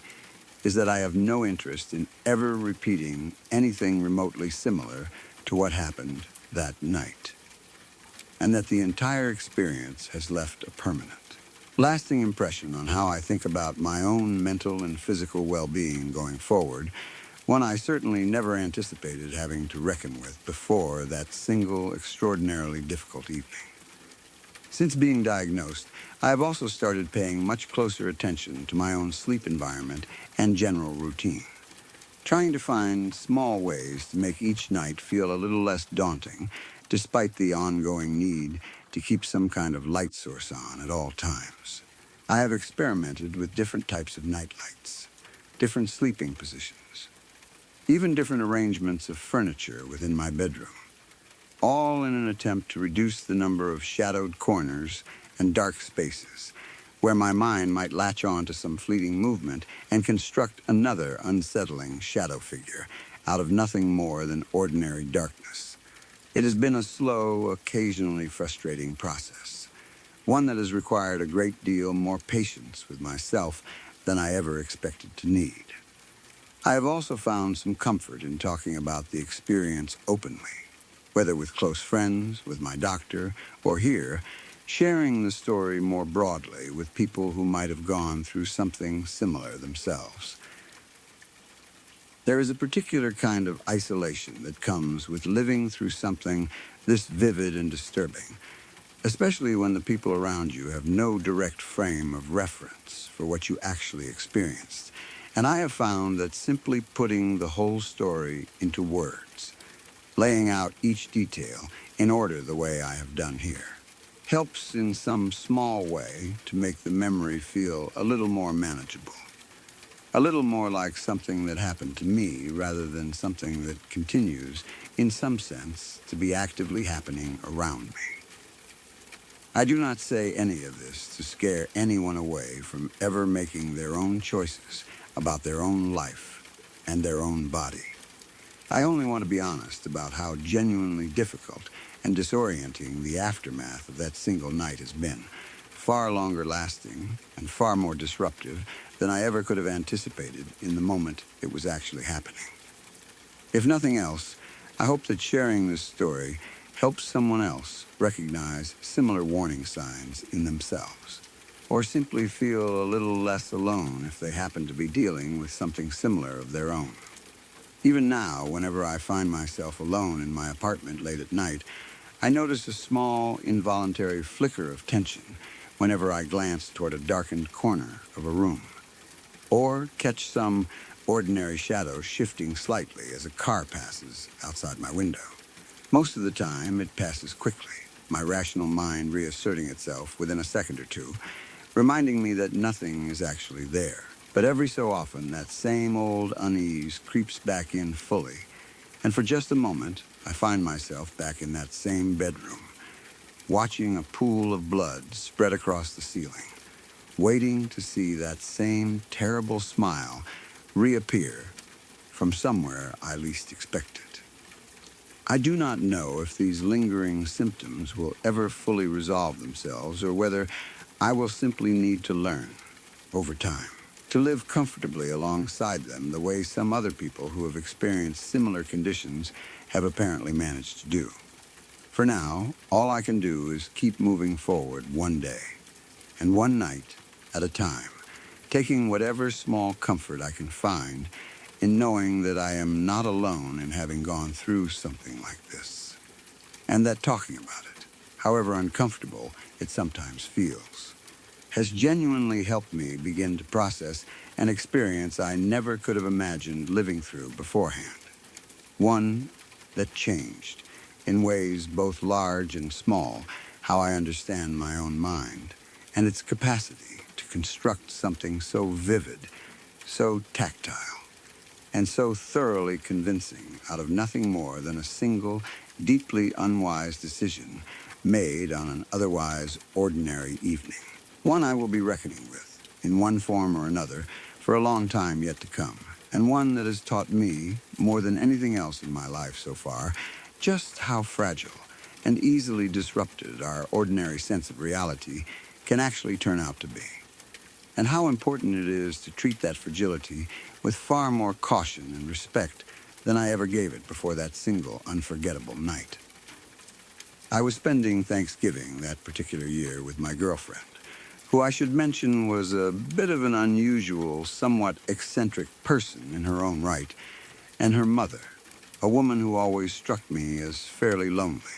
living alone in her house the way she did, clearly missing the kind of full, bustling family gatherings that a holiday like Thanksgiving is supposed to bring. We were having dinner at her mother's house that year, and if I am being completely honest, it was a fairly sad, muted little dinner overall, mostly assembled from store-bought sides and a pre-made turkey rather than anything homemade. The kind of holiday meal that feels a little hollow no matter how much effort everyone puts in to making it feel special. We were sitting there together, working our way through this modest little dinner, when the doorbell suddenly rang. My girlfriend's mother got up to answer it, and standing there on the front step were two police officers. They explained that they were going door to door through the neighborhood, asking about a van that had been parked around the corner from the house for several days in a row. Apparently, some of the neighbors had complained about it, unsure why this particular vehicle had been sitting there for so long without moving, and the police were simply following up on those complaints, checking with various homeowners in the area to see if anyone recognized the van or knew anything about who it might belong to. As they made their way around the neighborhood asking these questions, they had learned from some of the other neighbors that this same van had in fact been seen parked in front of my girlfriend's mother's house on previous occasions as well, from time to time, though apparently not consistently enough to have drawn much attention before now. When the officers asked her directly about it, my girlfriend's mother told them, without any hesitation, that she knew absolutely nothing about the van or who it might belong to. The police, seemingly satisfied with this answer, thanked her for her time and left to continue their questioning elsewhere in the neighborhood. But the very instant she closed the front door behind them, my girlfriend's mother spun around to face me, her expression suddenly shifting into something far more urgent and alarmed than anything I had seen from her all evening. "Oh my God," she said, her voice tight with sudden panic. "You have to check the basement." I did not fully understand what she meant by this at first, or why a random van parked around the corner would have anything at all to do with her basement, but the urgency in her voice was enough to get me moving immediately. I grabbed a flashlight and made my way down into the dark, unfinished basement of the house, my girlfriend's mother following close behind me, clearly agitated, glancing around nervously as we descended the stairs together. The basement itself was fairly typical for an older house like this one, unfinished, with exposed concrete walls and support beams, various pieces of storage and old furniture scattered around in no particular order, the kind of space most homeowners use primarily for keeping things they no longer need upstairs, but are not quite ready to throw away entirely.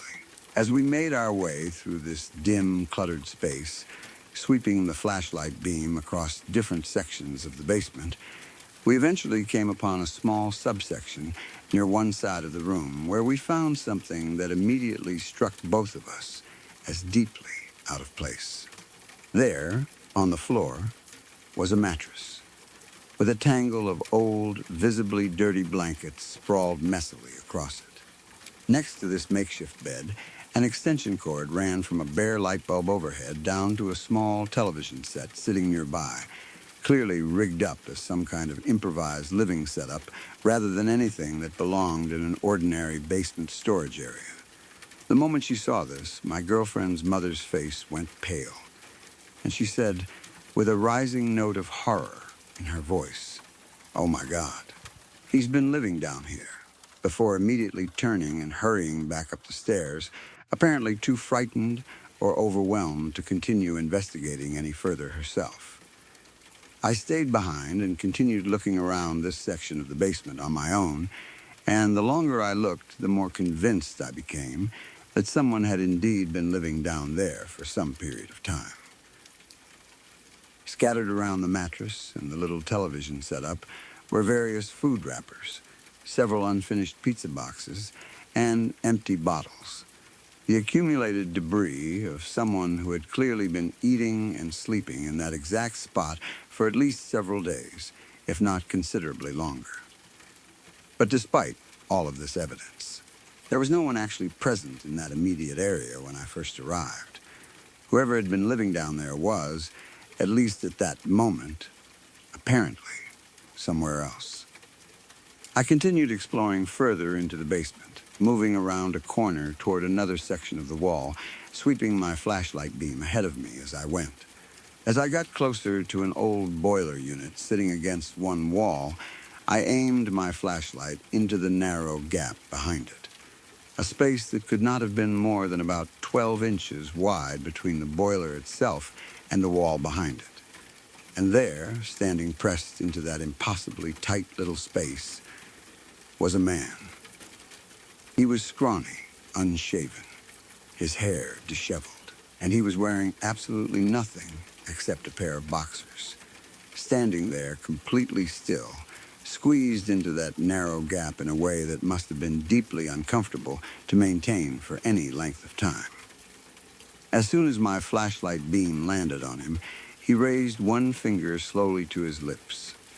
silently telling me to keep quiet, his eyes wide with an expression of pure, desperate fear. It took me a moment, staring at him, standing there in that tiny space, to fully process what I was looking at. And then it hit me with a jolt of recognition. I knew this man. He was my girlfriend's uncle, though he looked so different from how I remembered him, gaunt and unwell in a way that made him almost unrecognizable at first glance. It was immediately obvious to me that he was under the influence of drugs, his appearance and demeanor suggesting a level of physical deterioration that comes from prolonged substance abuse. And it was equally clear that he had apparently been homeless for some time, having secretly taken up residence in his own sister's basement without her knowledge, hiding there day after day, surviving on whatever food he could scrounge together, watching television on that small set he had rigged up, and apparently darting behind the boiler to hide himself completely whenever anyone came downstairs and risked discovering him. Standing there in that dim, cluttered basement, staring at this desperate, frightened man, silently begging me not to give away his hiding spot. I found myself facing an incredibly awkward and difficult decision. Upstairs, I could hear my girlfriend's mother repeatedly calling down, asking anxiously whether I had found anything, her voice tight with obvious anxiety about what might be lurking in her own basement. I did not want to completely destroy what was already a fairly sad, subdued Thanksgiving dinner by immediately revealing that her own brother had apparently been secretly living in her basement, using drugs, and hiding from her for who knows how long. It felt like far too much to unload on everyone in that particular moment, especially with dinner still sitting half-finished on the table upstairs, and the whole situation already tense enough from the earlier visit by the police. So, after a brief agonizing pause, I made the decision to go back upstairs and simply tell my girlfriend's mother that there had been no one down there at all, that whatever evidence we had found must have been left behind by someone who was no longer present, giving her at least a temporary, if entirely false, sense of reassurance rather than plunging the whole evening into immediate chaos and confrontation. It was only later, once we had left her mother's house and had some time alone together, that I finally told my girlfriend the full truth about what I had actually discovered down in that basement, about her uncle hiding there behind the boiler, half-dressed, clearly strung out and desperate, silently begging me not to expose him in that moment. I do not know exactly what happened after that, how the situation with her uncle was eventually resolved, whether her mother ever learned the full truth about what had really been happening beneath her own house, or what kind of help, if any, her uncle ultimately received afterward. Those details played out in ways I was not directly involved in, family matters that unfolded separately from my own part in the story. But I have never been able to fully shake the image of that man, standing pressed into that narrow 12-inch gap behind the boiler, his finger raised silently to his lips, his face carrying an expression of such raw, desperate fear and shame that it has stayed with me clearly ever since. It is not the kind of frightening image you typically associate with ghost stories or supernatural encounters. Nothing otherworldly or unexplainable about it at all. It was simply the sight of another human being, someone I actually knew, reduced to hiding half naked in the dark, terrified of being discovered in his own family's basement. And that image, more than almost anything else I have ever witnessed, has remained permanently lodged in my memory, resurfacing every single time I think back on that particular Thanksgiving and the strange, unsettling discovery we made that evening. I know I am coming to this particular conversation a little late, and this actually happens to be the very first time I have ever posted anything like this anywhere. But I wanted to share some of my own family's stories regardless. Before I get into the actual experiences themselves, I should give a bit of background first. On my mother's side of the family, there has always been a story passed down through the generations, claiming that my great-grandmother was what people used to refer to as a white witch, someone who practiced a kind of protective, benevolent form of magic rather than anything harmful or malicious. According to my family, over the many years since her passing, some remnant of that particular gift or ability has continued to express itself in strange, unexpected ways throughout different members of our family. My mother, for her part, dreams about her own deceased parents quite frequently, having what feel like genuine, ongoing conversations with them within her dreams, where they typically ask how I am doing and other similarly ordinary familial questions. As for myself, I seem to have inherited a somewhat different, considerably darker version of whatever this family trait actually is. Rather than gentle, comforting visits from deceased relatives, I tend to attract far more unsettling, frightening entities that visit me during the night instead. My mother and I have shared quite a few genuinely strange, unsettling experiences together over the years. Before I share two of those specific experiences we went through together, I want to first tell the story that originally defined my entire understanding and awareness of this particular side of myself. It was during the winter of 1997 in Chicago, a particularly harsh winter season marked by severe, violent ice storms that year, the kind capable of knocking out power throughout entire neighborhoods for days at a stretch. I was only 6 years old at the time. My family lived in a house that was, in a sense, split evenly between old and new construction, with the newer portion of the house still actively under construction when we first moved in. Being so young at the time, I was far too preoccupied with simply growing up and adjusting to life in a new home to pay much attention to whatever stories or history might have come attached to that particular property.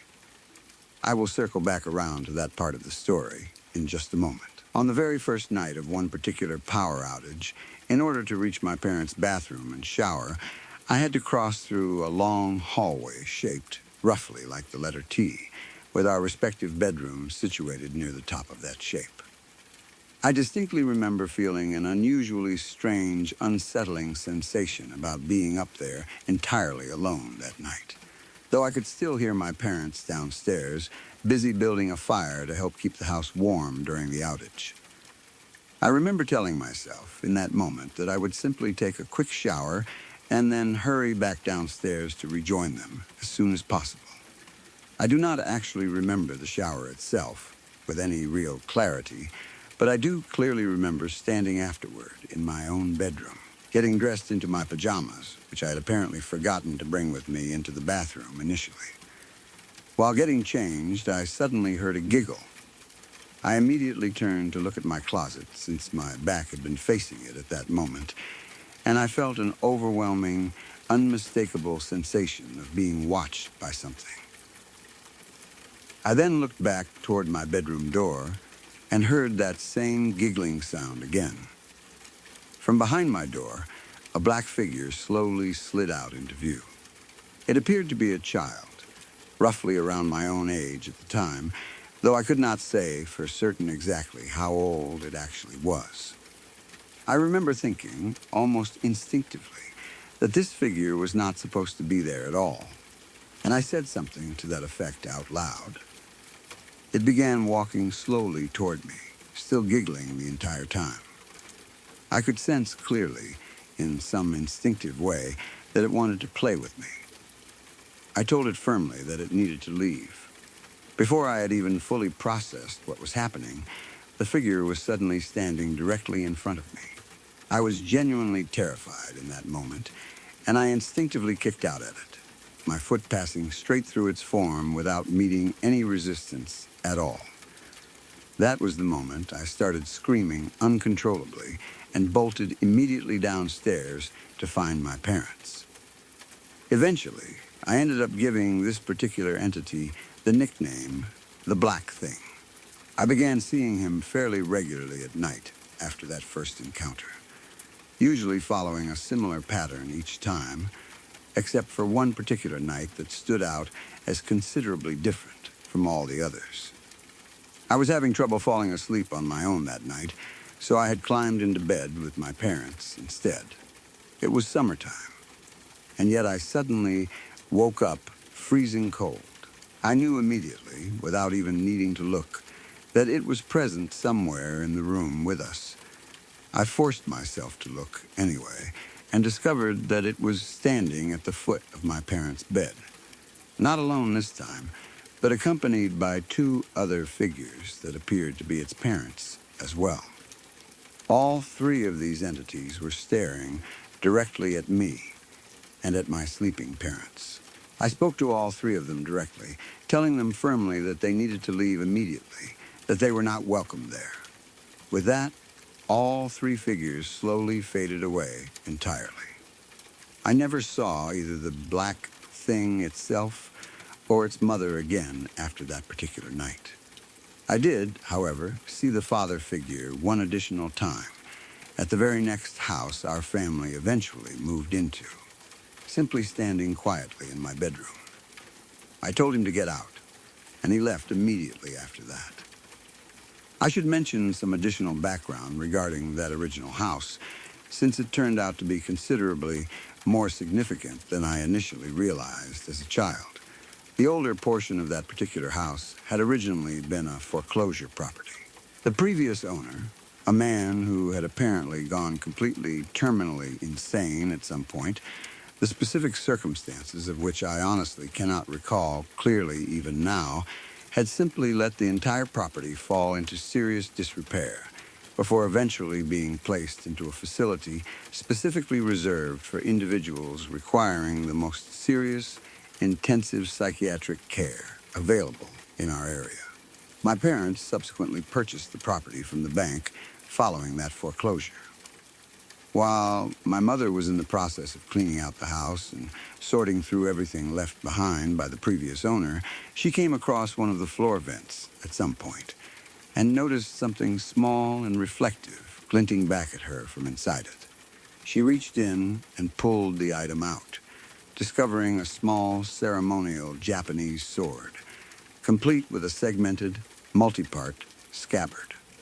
Along with that sword, she also found a collection of old Polaroid photographs tucked away in that same hidden space. These photographs depicted several young women who appeared to be clearly under the age of 18, each of them, according to my mother's own description, looking visibly frightened in every single image. That entire house, understanding what we eventually learned about its previous owner and what my mother discovered hidden away within it, genuinely terrified me for a long time afterward. I have always suspected, thinking back on everything now as an adult, that the small childlike figure I originally encountered may have actually been some kind of psychic imprint connected to that same previous owner, the man who had lost his mind entirely before being taken away.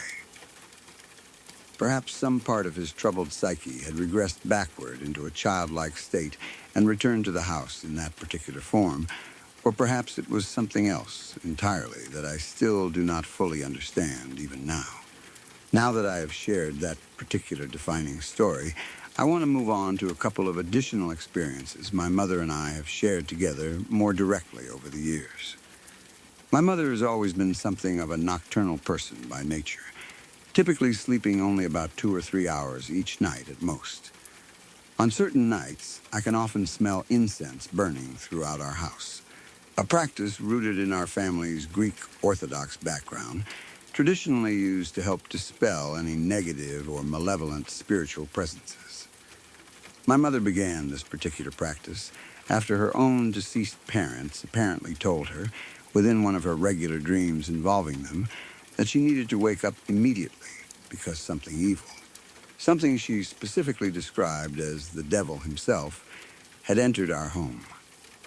She woke up from that dream, and the very next thing I knew, she was walking through every single room of our house, praying aloud in Greek and throwing incense into each corner of every room.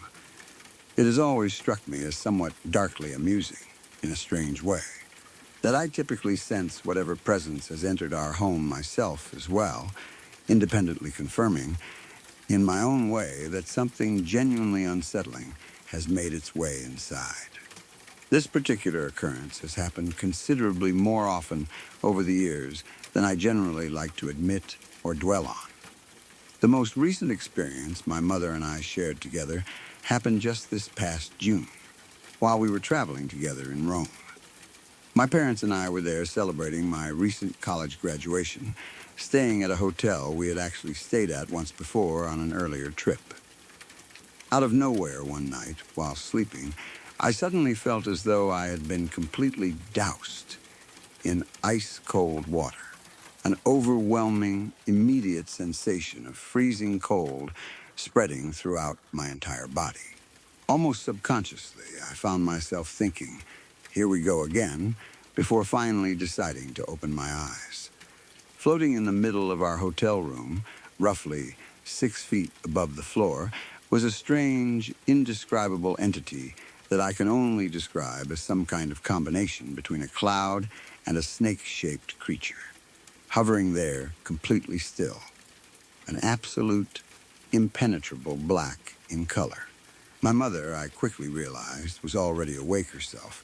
and the entity appeared to be looking directly at her, while she, in turn, was looking directly back at it. I whispered, "Mom." She responded immediately, telling me firmly to be quiet, that she could see it too. I told the entity that it needed to leave. I believe I fell back asleep fairly soon after saying that, though I could not tell you for certain how much time actually passed before I did. The following morning, my mother and I ended up standing outside together, smoking cigarettes the way you sometimes find yourself doing while traveling abroad, discussing exactly what we had both witnessed the night before. I asked her directly whether the entity had actually spoken to her at any point during the encounter, and her face visibly paled in response to my question. She confirmed that, yes, it had spoken to her.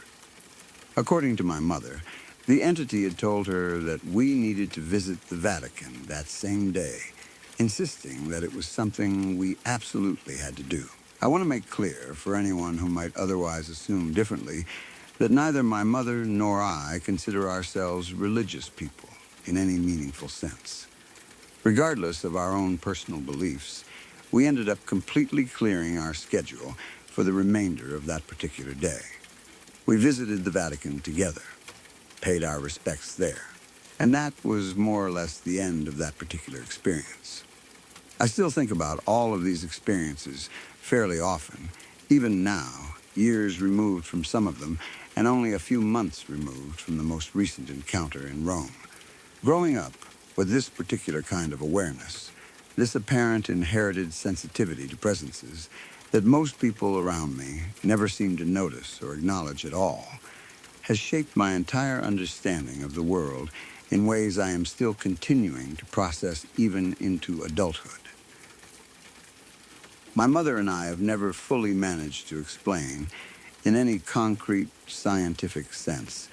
exactly why these particular experiences keep happening to the two of us specifically, generation after generation, house after house, country after country. But we have both learned, over the years, to trust our own instincts whenever these presences do appear, speaking to them directly and firmly whenever necessary, and trusting that, more often than not, doing so seems to be enough to make them leave us alone again, at least for a while. Looking back on the very first encounter with the black thing, I am still struck by how completely calm and matter-of-fact I apparently was in the initial moments before the fear truly set in. Even at 6 years old, some part of me clearly recognized almost instinctively that what I was looking at did not belong in that hallway, in that house, and my own ordinary childhood world at all. I think about that instinct often now, wondering whether it was something inherited directly from my mother's side of the family. Some faint echo of whatever ability my great-grandmother was once said to possess, passed down and expressed in me as an early, natural recognition of things that exist just outside the boundaries of ordinary reality. The discovery my mother made in that house, the small ceremonial sword, and those unsettling Polaroid photographs hidden away inside the floor vent, has always added an entirely different, heavier layer of unease to that particular chapter of our family's history. Knowing what we eventually learned about the house's previous owner, a man who had deteriorated so severely that he required long-term psychiatric care, and finding physical evidence suggesting he may have caused serious harm to young women at some point during his time living there, has always made me wonder just how much of what I experienced as a child was connected directly to whatever darkness he brought into that house himself,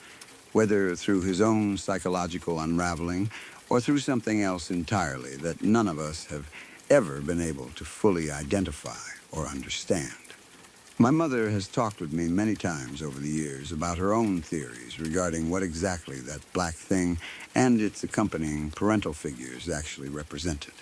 She has always leaned toward the idea that some kind of genuine spiritual residue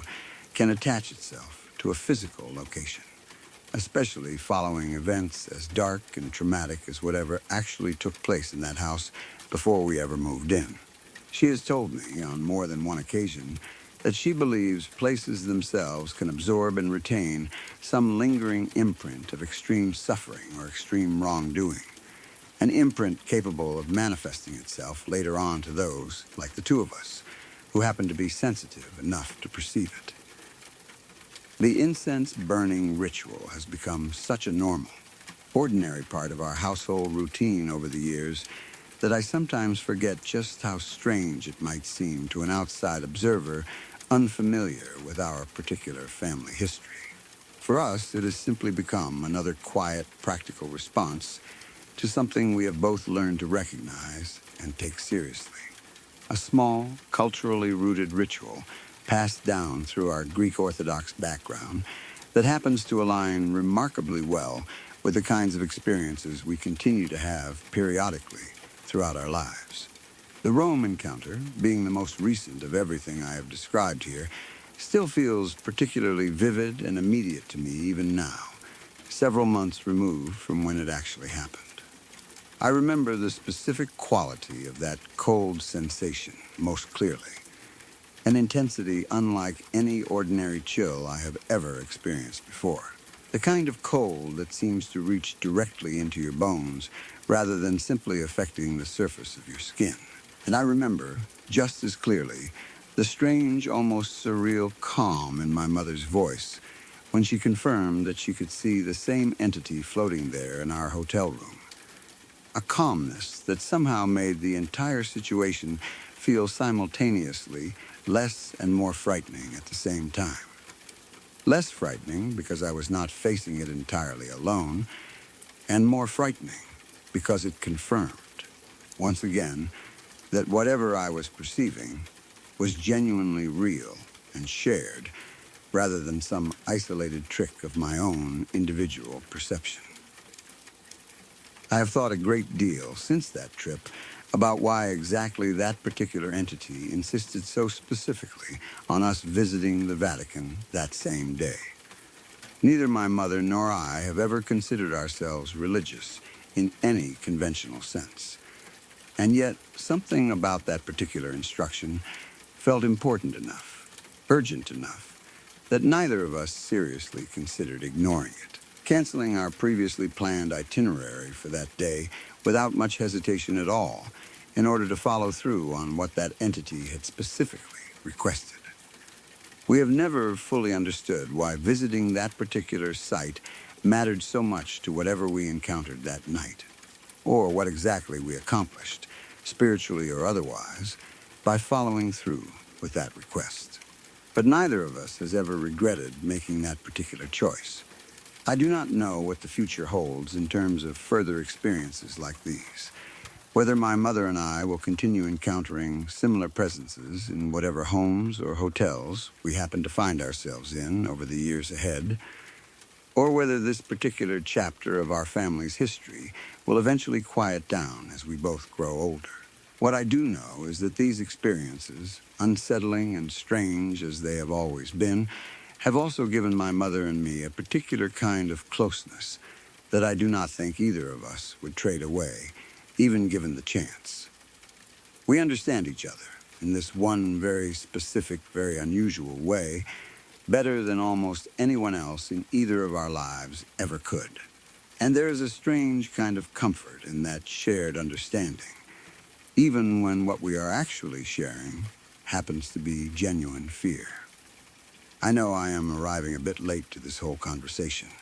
but I have a genuinely terrifying true story I want to share regardless. Let me take you back to a slightly earlier time, back when people still relied on disposable cameras rather than carrying smartphones everywhere they went. I live in Portland, Oregon, and just outside the actual city limits, there is a network of hiking trails that offer absolutely stunning views overlooking the Columbia River Gorge. These trails wind through some genuinely breathtaking, isolated stretches of forest, offering incredible views out over the river itself. The kind of scenery that draws hikers out to that particular area again and again, regardless of the season. Back in that earlier era, before smartphones had become the constant, ever-present tool for photography that they are today, my friend's mother decided she wanted to seek out a bit of personal independence and solitude by taking up regular hiking trips through the gorge on her own. She began bringing along a disposable camera with her each time, taking photographs of the beautiful autumn sunsets she encountered during her evening hikes, along with photographs of the equally striking orange sunrises she would capture the following morning after spending the night out there. She ended up making this same general hike nearly every single weekend for roughly 3 months straight, always taking a similar set of photographs each time, capturing the evening sunset upon arrival, and then the following morning's sunrise before eventually heading back down and returning home. She had developed a genuine fondness for this particular route specifically, drawn back to it repeatedly because of the specific view it offered, along with the overall sense of quiet, peaceful solitude the location provided her each time she visited. After returning home from one particular trip, she brought her disposable camera in to have the photographs developed and processed the way people typically did back then. Since disposable cameras obviously did not allow you to review your photographs immediately the way a modern digital camera or smartphone would. When she finally received the developed photographs back and began looking through them, what she found left her first confused and then absolutely terrified. The very first photographs in that particular packet were exactly what she expected to see. The same beautiful sunset views overlooking the gorge that she always captured on each of her regular hiking trips. But then, unexpectedly, mixed in among these otherwise ordinary landscape photographs, there were several pictures of her, sleeping soundly inside her own sleeping bag, photographs that she herself had absolutely no memory of ever taking. The final photographs included in that same packet, following these unexplained images of her sleeping, were the expected sunrise photographs she always captured the following morning before heading back down the trail. She had absolutely no memory whatsoever of taking those particular photographs of herself asleep. She had gone to bed alone that night, completely by herself out there in the isolated forest, fully expecting, as always, that she was the only person present anywhere in that particular area. There was no way, as far as she could reasonably determine, that she could have taken those photographs herself while unconscious and sleeping, and there was no indication in her own memory of anyone else having been present anywhere nearby during that particular overnight stay. I remember hearing this story for the first time from my friend directly, describing his own mother's genuine, visible fear when she first discovered those unexplained photographs mixed in among her otherwise completely ordinary vacation snapshots. According to him, she immediately stopped making that particular hiking trip after this incident occurred, no longer willing to camp out alone overnight in that same isolated area, despite how much she had genuinely enjoyed that specific route and the particular sense of peaceful solitude it had always offered her previously. Thinking about this story now, all these years later, I find myself considering all the various unsettling implications embedded within it. First and most obviously, someone or something had clearly been present in that same isolated area with her that particular night. Close enough to physically take multiple photographs of her while she slept, completely unaware of their presence. Given how remote and isolated that specific hiking area genuinely was, especially overnight, when very few, if any, other hikers would realistically be expected to be present anywhere nearby, the fact that someone else was apparently there at all is deeply unsettling on its own. Even more unsettling, however, is the fact that whoever took those photographs did so using her own disposable camera, meaning they had to have physically located and picked up her camera while she remained sound asleep, taken several photographs of her without ever waking her up in the process, and then presumably placed the camera back exactly where they had originally found it, all without leaving behind any other obvious sign of their presence that she would have noticed either that same night or the following morning before heading back down the mountain. I have always found myself wondering, whenever I think back on this particular story, exactly why someone would have done something like this in the first place. If their intention had been genuinely malicious or dangerous, it seems entirely plausible that they could have simply harmed her directly while she remained defenseless and asleep,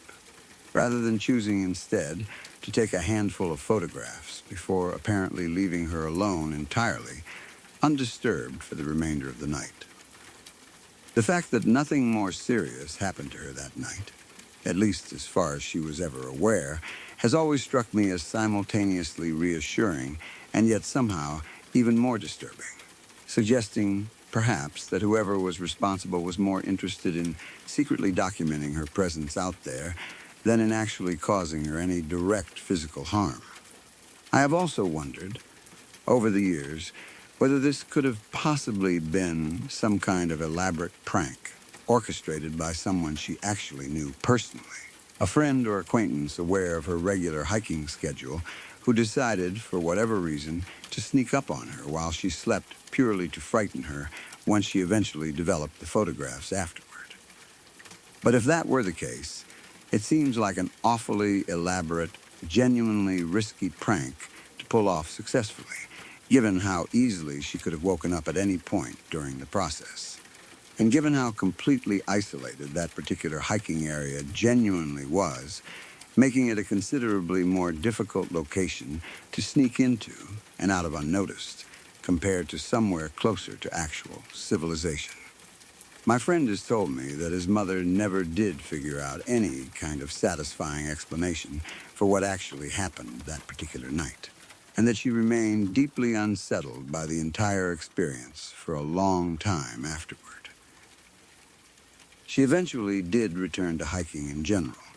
since she genuinely loved being outdoors and did not want to give up an activity that had always brought her so much personal peace and enjoyment. But she made absolutely certain, from that point onward, to avoid ever camping out alone overnight again, always either returning home the same day or making sure to bring along a companion whenever an overnight stay in a remote location was genuinely necessary. I think about this particular story often, especially whenever I find myself out hiking alone in a similarly isolated area, a kind of quiet, remote location where you genuinely do not expect to encounter another living soul anywhere nearby. It has left me with a persistent, nagging awareness that even in locations that feel completely deserted and private, you cannot always be entirely certain that you are truly alone, regardless of how isolated or remote a particular area might initially appear to be. I have also thought, on occasion, about the specific choice of using photographs as the method of documentation in this particular incident. There is something distinctly unsettling about that particular detail. The idea that someone deliberately chose to leave behind photographic evidence of their presence. Evidence that would inevitably be discovered later on once the film was eventually developed, rather than making any effort to remain completely undetected. It suggests, in a way that is difficult to fully articulate, an almost deliberate desire to be discovered eventually, even if not necessarily to be caught or confronted directly in the moment itself. The isolated nature of that specific area along the Columbia Gorge has always added another unsettling layer to this story for me as well, having personally hiked in that same general region myself on numerous occasions over the years. It genuinely is possible to find yourself completely alone out there, miles away from any other hikers, campers, or visible signs of civilization, surrounded only by dense forest and the distant sound of the river running through the gorge below. That sense of profound isolation is exactly what draws so many people out to that particular area in the first place, myself included, and it is precisely that same isolation that makes this particular story feel so genuinely unsettling whenever I think back on it. I do not know if my friend's mother ever fully processed or came to terms with what happened to her out there that particular night, or whether the lingering unease of that experience has simply remained with her permanently in some form, the same way certain unexplained experiences tend to stay with people indefinitely, regardless of how much time eventually passes. What I do know is that this particular story has stuck with me ever since I first heard it. A quiet, persistent reminder that solitude, however peaceful and enjoyable it might normally feel, does not always guarantee that you are actually alone, and that sometimes the clearest evidence of an unwelcome, unseen presence only reveals itself much later, long after the moment itself has already passed, captured unknowingly within the frames of your own camera roll. I have spoken with my friend about this story on several occasions since he first told me about it, always curious whether any additional details had ever surfaced over the years that might help shed further light on what actually happened that particular night. He has told me that his mother eventually stopped bringing the whole incident up entirely, seemingly preferring not to dwell on it further once enough time had passed, though he has always suspected that the experience continued to affect her more deeply than she ever openly admitted to the rest of the family. According to him, she became noticeably more cautious in general after that particular hiking season, not just regarding solo overnight trips specifically, but in a broader, more generalized sense whenever it came to spending extended periods of time alone out in nature.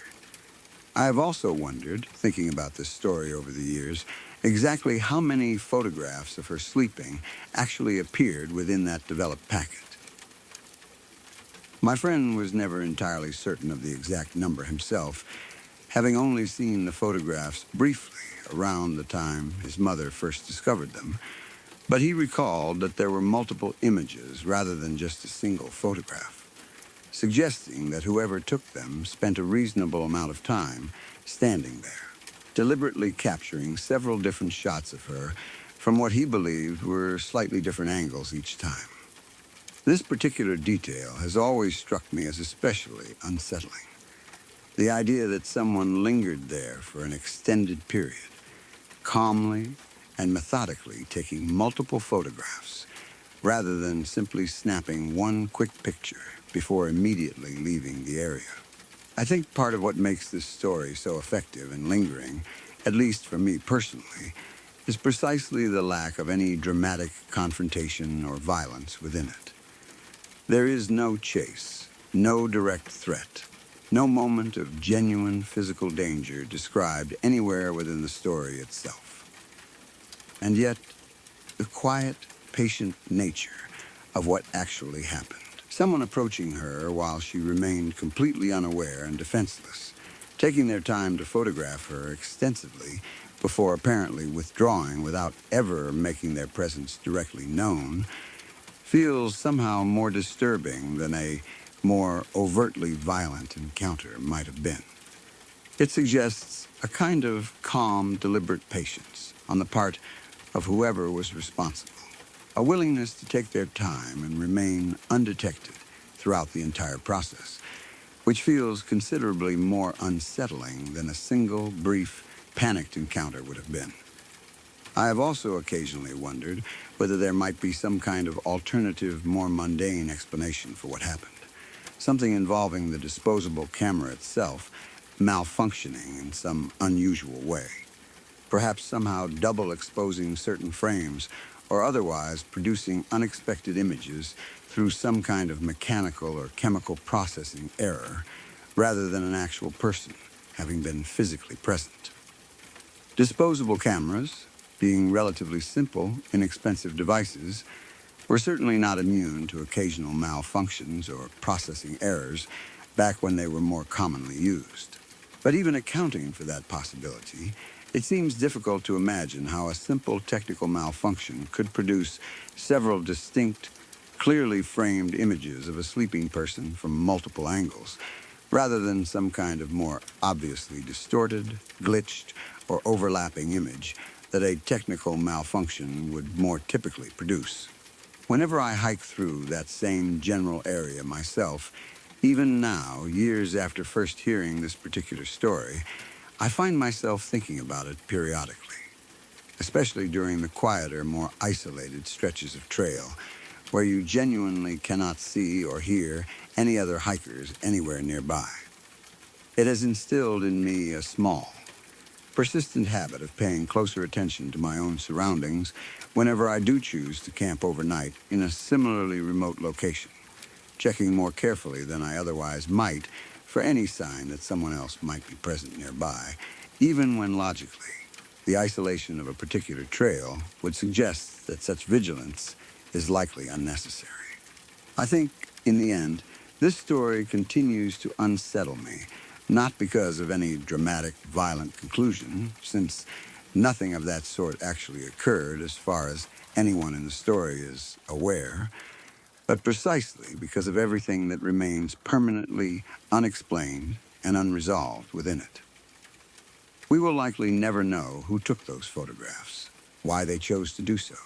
how long they lingered there, watching her sleep before eventually leaving, or whether they ever returned to that same trail on any of her subsequent hiking trips without her ever becoming aware of their presence a second time. All that remains, in the end, is a handful of unexplained photographs, tucked in among an otherwise completely ordinary set of scenic vacation pictures.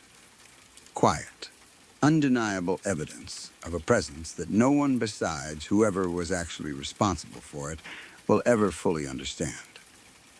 I sometimes think about how differently this story might have played out had it happened in a more modern era, with smartphones and their built-in cameras rather than disposable film cameras that required physical developing afterward.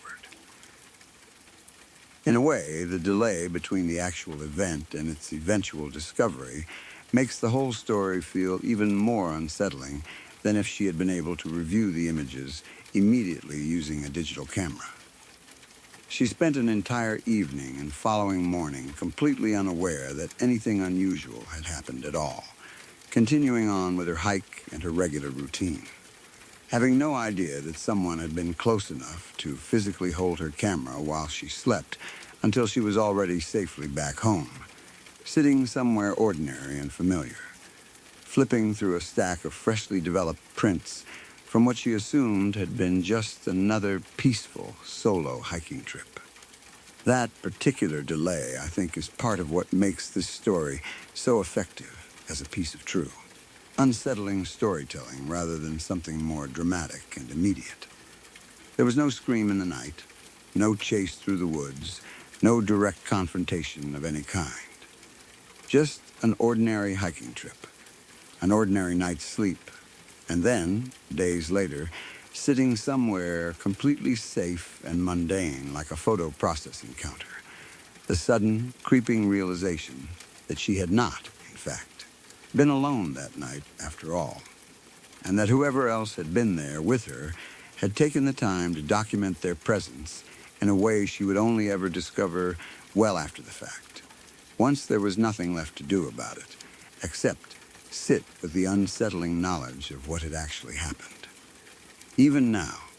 whenever I think about heading out for a solo overnight hike somewhere genuinely remote, some small part of my mind inevitably drifts back to this particular story, to that handful of unexplained photographs tucked in among an otherwise ordinary set of sunset and sunrise pictures. It has never fully stopped me from continuing to hike alone when I want to, but it has certainly changed, in some small but permanent way, exactly how alone I actually believe myself to be whenever I do, especially in those quiet, isolated stretches of forest where the only sounds are the wind moving through the trees and the distant rush of the river far below, and where, no matter how many times I have walked that same trail myself without incident, I can never entirely shake the thought that someone else, unseen and unheard, might be walking it right alongside me, close enough to see everything I do, yet leaving no trace behind except perhaps whatever quiet evidence might eventually turn up on a roll of film I never even knew was being used, developed weeks later at some ordinary photo counter, waiting patiently to reveal a truth I had no idea I needed to confront. Exactly the way it happened to my friend's mother all those years ago, out there in the quiet, endless beauty of the Columbia Gorge, a place she loved dearly, right up until the moment she finally understood just how little she had actually known about who or what had truly been sharing it with her all along. This is genuinely one of the strangest sets of stories I have ever had to share, and this actually happens to be my very first post on Reddit ever. But I wanted to share these particular experiences regardless. The first story took place when I was about 9 years old, over at my friend's house. Our mothers were sitting together in the kitchen at the time, deep in conversation, and at some point they told my friend, myself, and his younger 5-year-old sister to head downstairs to play instead of staying up there with them. This was not an unusual request at all, something that happened fairly regularly whenever we visited that particular house together, and none of us thought anything of it initially. But on this particular occasion, as the three of us made our way down the old wooden staircase leading to the basement, we happened to glance into one of the rooms along the way, and we saw what appeared to be a young girl standing there. She looked distinctly translucent, her form partially see-through in a way that immediately made it clear she was not an ordinary, physically present person standing in that room with us. Needless to say, all three of us reacted immediately and instinctively, turning around and running back up those same wooden stairs as fast as our legs could carry us, screaming the entire way, even though, looking back on it now as an adult, that particular figure never actually did anything remotely threatening or aggressive toward any of us. She simply stood there, quietly, translucent and still. And yet the sheer immediate shock of seeing something so clearly outside the realm of ordinary reality was more than enough to send all three of us fleeing back upstairs in a complete panic. I remember our mothers reacting with a mixture of concern and confusion once we came bursting back into the kitchen. All three of us breathless and clearly terrified, though I honestly do not remember exactly how we managed to explain what we had just seen, or how our parents ultimately responded to that particular explanation. What I do remember, with complete clarity even now, is the image itself, that translucent, ghostly figure of a young girl standing quietly in the corner of that basement room, visible just clearly enough for all three of us to immediately recognize that something was seriously wrong with what we were looking at. That same year, a second, entirely separate experience happened at my own house, one that has stuck with me just as vividly over the years since. I had stayed up unusually late one particular night, especially for a 9-year-old, watching some kind of television special or documentary focused on the legend of Bigfoot. That particular cryptid had always genuinely frightened me as a child. Something about the idea of a large, unseen creature potentially lurking out in the wilderness always managing to unsettle me more than most other typical childhood fears. After finally going to bed that night, it took me an unusually long time to actually fall asleep, my mind clearly still processing everything I had just watched on television. Strangely, despite having gone to bed so late and having taken so long to actually fall asleep in the first place, I woke up again extremely early the following morning, somewhere around 4 in the morning. I got up out of bed and made my way down our hallway, and as I walked past the particular painting we had hanging on the wall, one depicting a scenic view of sand dunes stretching across the bottom of the image, I saw something that immediately made my entire body freeze with fear. Within that same painting, I witnessed a horse ridden by a man suddenly appear and gallop directly across the scene depicted in that artwork, before disappearing completely, vanishing entirely from within the painting itself. Thoroughly terrified by what I had just witnessed, I immediately called out for my mother and continued making my way toward the kitchen, hoping desperately to find some comforting, reassuring presence somewhere nearby. When I reached the kitchen, I discovered that our sliding door leading out to the back deck was standing wide open. At the time, being only 9 years old, and already thoroughly spooked from watching that Bigfoot documentary earlier that same evening, my immediate, panicked assumption was that Bigfoot himself had somehow gotten into our house, killed the rest of my family, and left behind some kind of curse specifically targeting me, given everything I had just witnessed within that painting only moments earlier. As it turned out, thankfully, nothing nearly so dramatic or dangerous had actually occurred. Setting aside the genuinely unexplainable image of that horse and rider appearing and then disappearing within our hallway painting, the actual explanation for the open sliding door turned out to be considerably more mundane. My uncle had unexpectedly arrived from out of the province earlier than originally planned, letting himself into the house through that same sliding door, which explained why it had been left open at that particular early hour of the morning.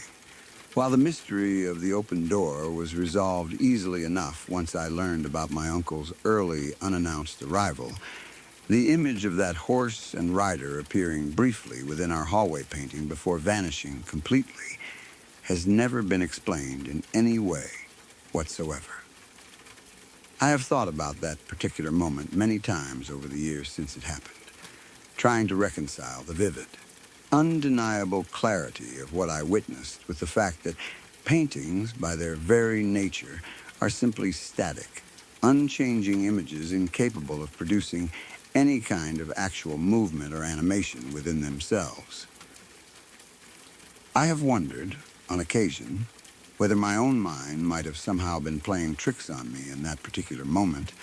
my exhaustion combined with the lingering fear stirred up by that Bigfoot documentary earlier in the evening, perhaps causing me to briefly hallucinate or misinterpret some ordinary visual detail within the painting itself as something far stranger and more dramatic than what was actually there. But even now, decades removed from that particular morning, my memory of watching that horse and rider physically move across the painted sand dunes before disappearing entirely remains just as vivid and undeniable as it felt in that original moment, refusing to soften or fade the way many other childhood memories eventually do over time.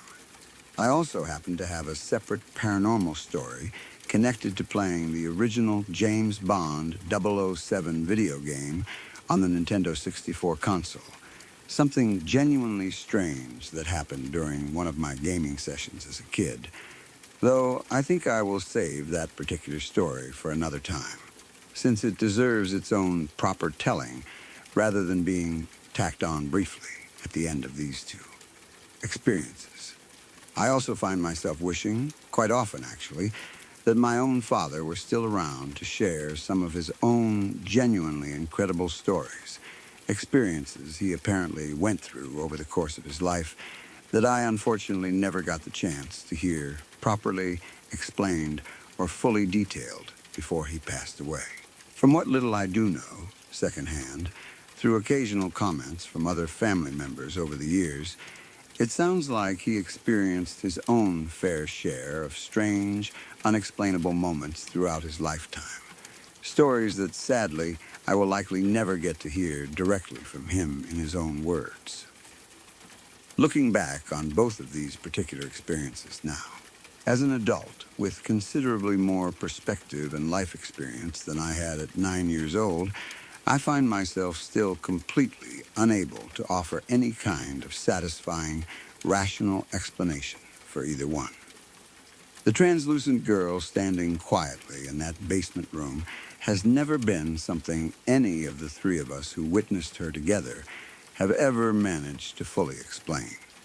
despite occasionally discussing it together over the years whenever the subject of childhood scares happens to come up in conversation. And the image of that horse and rider moving briefly across our hallway painting before disappearing entirely remains, to this day, one of the single strangest, most vivid memories from my entire childhood. An experience I have never been able to reconcile with any kind of ordinary, rational explanation, regardless of how many times I have tried over the years since it happened. I do not know whether either of these experiences represents some kind of genuine supernatural encounter, or whether they can ultimately be explained away through some combination of childhood imagination, unusual lighting conditions, or simple exhaustion playing tricks on a young, impressionable mind already primed for fear by an evening spent watching stories about Bigfoot. But regardless of the ultimate explanation, both experiences have remained permanently lodged in my memory for well over 2 decades now,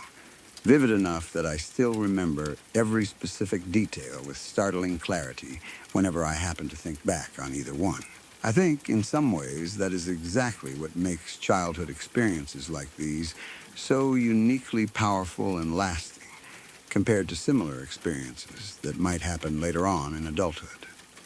As children, we do not yet possess the same kind of rigid adult framework for immediately explaining away anything strange or unusual that we encounter, meaning that experiences like these tend to embed themselves far more deeply and vividly into our memory than they might if the exact same thing happened to us today as fully grown adults. Perhaps that translucent girl in the basement and that brief, impossible movement within our hallway painting were nothing more than tricks of a young, overactive imagination. The kind of harmless misperception children often experience and then simply grow out of as they get older. Or perhaps, as I have sometimes found myself wondering over the years, there really was something genuinely unexplainable happening in both of those moments. Something that simply chose to reveal itself briefly to 3 frightened children on an old wooden staircase, and to one exhausted, spooked 9-year-old boy standing alone in a dark hallway at 4 in the morning. I have talked with my friend about the basement incident a handful of times since we were kids, and he has always confirmed the same basic details I remember myself. The old wooden staircase, the translucent figure of a young girl standing quietly in that particular room, and the immediate, overwhelming panic that sent all 3 of us fleeing back upstairs without any of us ever discussing or coordinating our reaction beforehand. It has always struck me as significant that all 3 of us reacted so instantly and so similarly, without any single one of us needing to convince the others that something was genuinely wrong with what we were seeing. There was no moment of hesitation, no one pausing to ask whether the others saw the same thing before reacting. Just an immediate, shared, instinctive terror that sent the 3 of us scrambling back up those stairs together,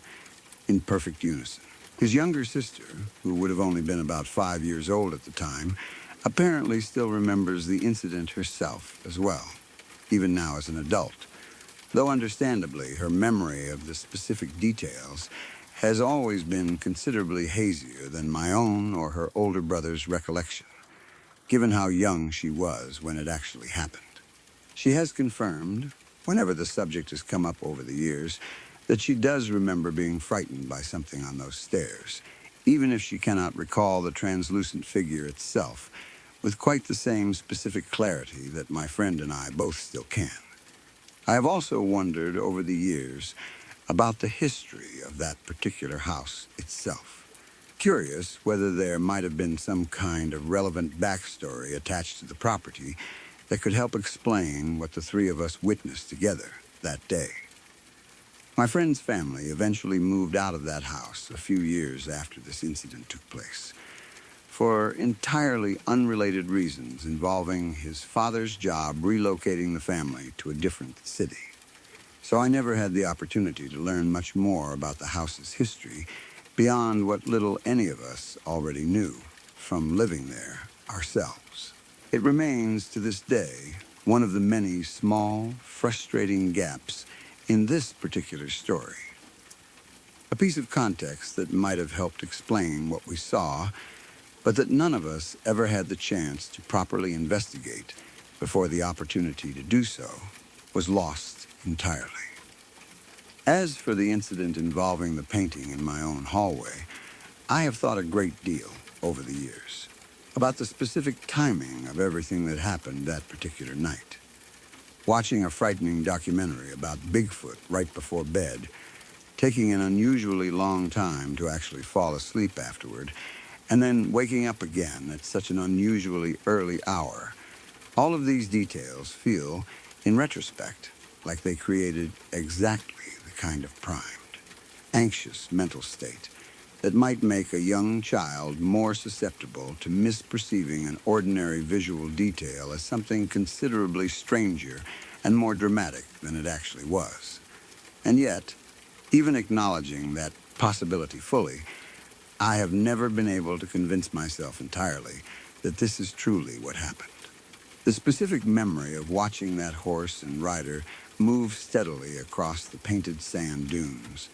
maintaining a clear, consistent, deliberate motion,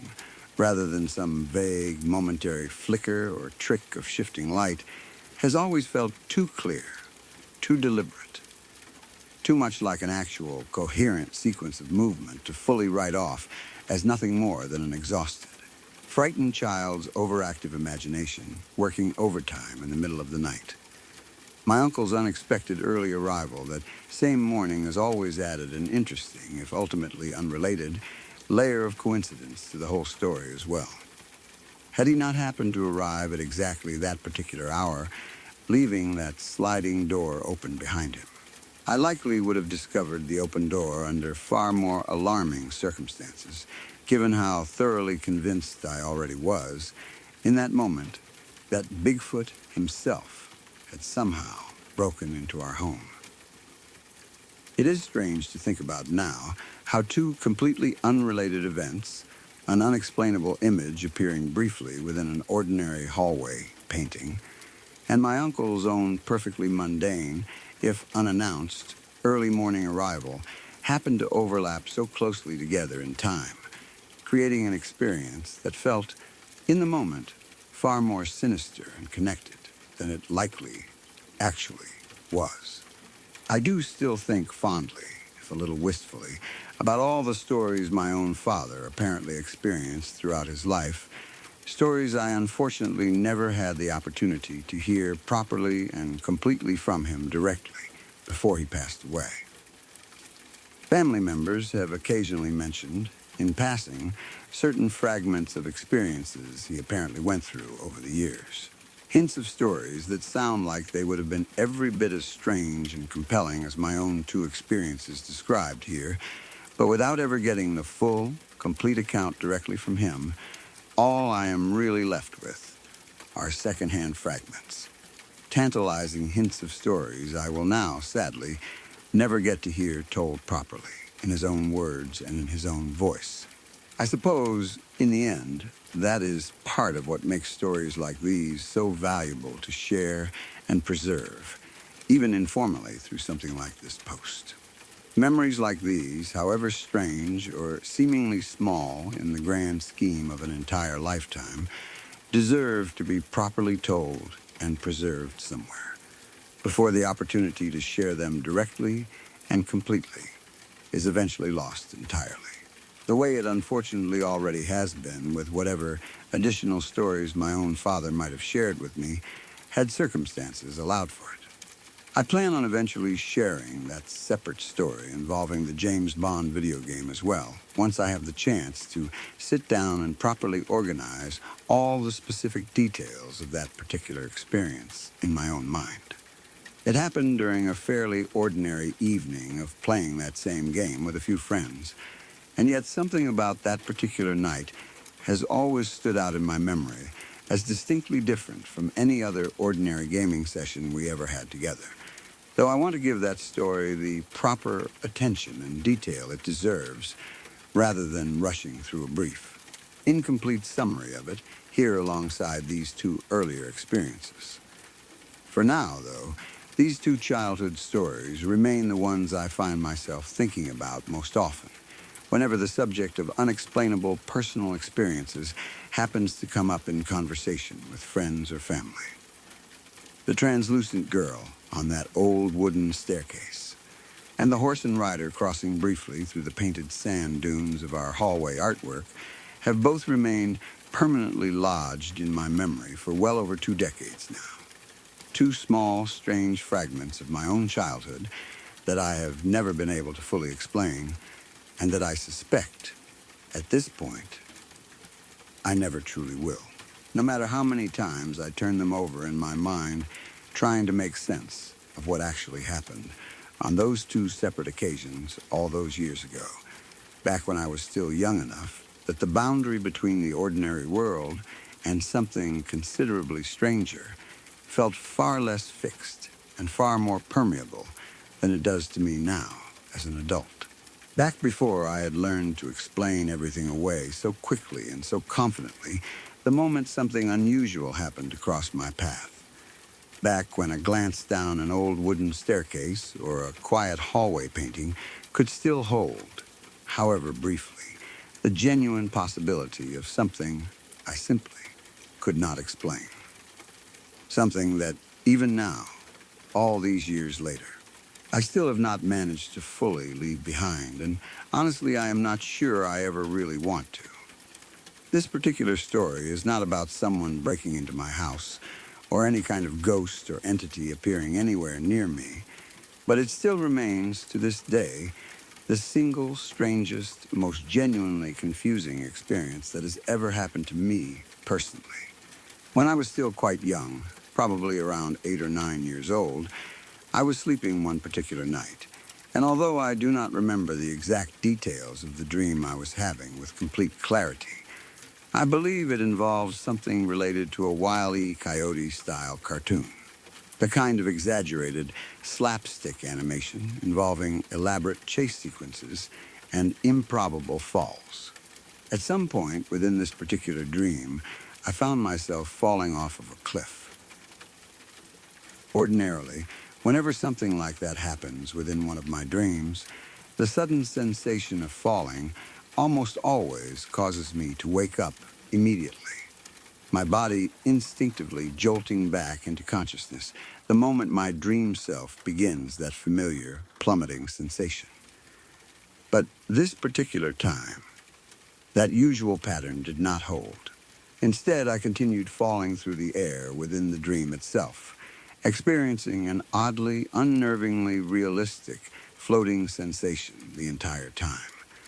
Nothing like the usual brief, momentary falling feeling that typically triggers an immediate waking response. After what felt like several continuous seconds of this strange, extended falling sensation, I finally did wake up. As I regained consciousness, I felt myself actually falling, physically, a distance of roughly 1 foot down onto the floor of my actual bedroom. This particular height was noticeably less than the actual distance between my mattress and the floor, meaning that whatever was happening to me physically did not correspond with simply rolling off the edge of my bed in an ordinary, explainable way. When I actually landed on the floor, I found myself positioned in an extremely specific, unusual way, lying there perfectly perpendicular to the foot of my bed. To be as clear and precise as I possibly can about this particular detail, my back was pressed completely flat and straight directly against the foot of the bed frame itself, an extremely specific, deliberate seeming position that did not at all resemble the kind of random, tumbling posture you would typically expect from someone who had simply rolled off their mattress accidentally during an otherwise ordinary night's sleep. At the time, still half asleep and thoroughly disoriented, I simply assumed that I must have fallen out of bed in some unusually awkward, twisted way, perhaps shifting positions several times throughout the process of actually falling before finally landing in that specific perpendicular position against the foot of the bed frame. But when I finally got up off the floor and looked back at my own bed, what I saw left me even more confused and unsettled than the fall itself had already been. My bedsheets were perfectly made, completely smooth and undisturbed, exactly the way they would look if I had never actually been lying there sleeping at all that particular night. There was no sign whatsoever of rumpled sheets, displaced blankets, or any other kind of disturbance that you would ordinarily expect to see if someone had genuinely rolled or fallen directly out of that same bed only moments earlier. Thoroughly confused and considerably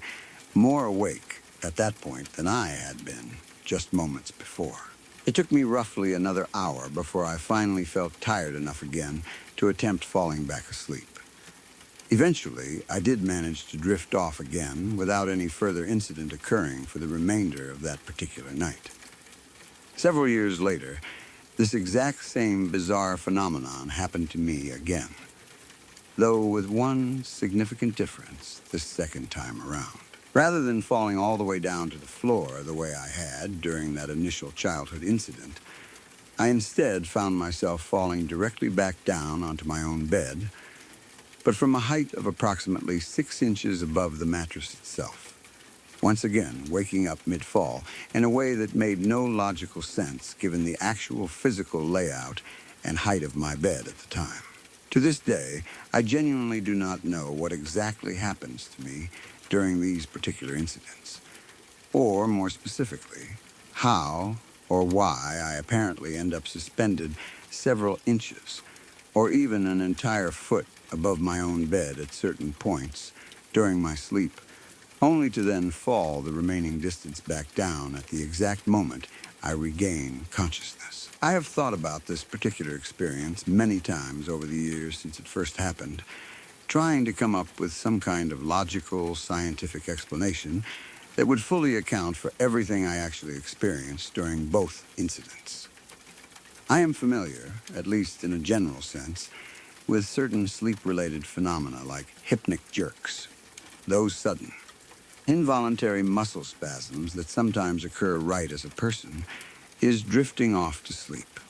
often accompanied by the sensation of falling within a dream. But those particular incidents typically happen right at the moment someone is first falling asleep, rather than occurring, as mine did, seemingly in the middle of an already established, ongoing dream, well after I had presumably already been asleep for some length of time. I have also considered the possibility of some kind of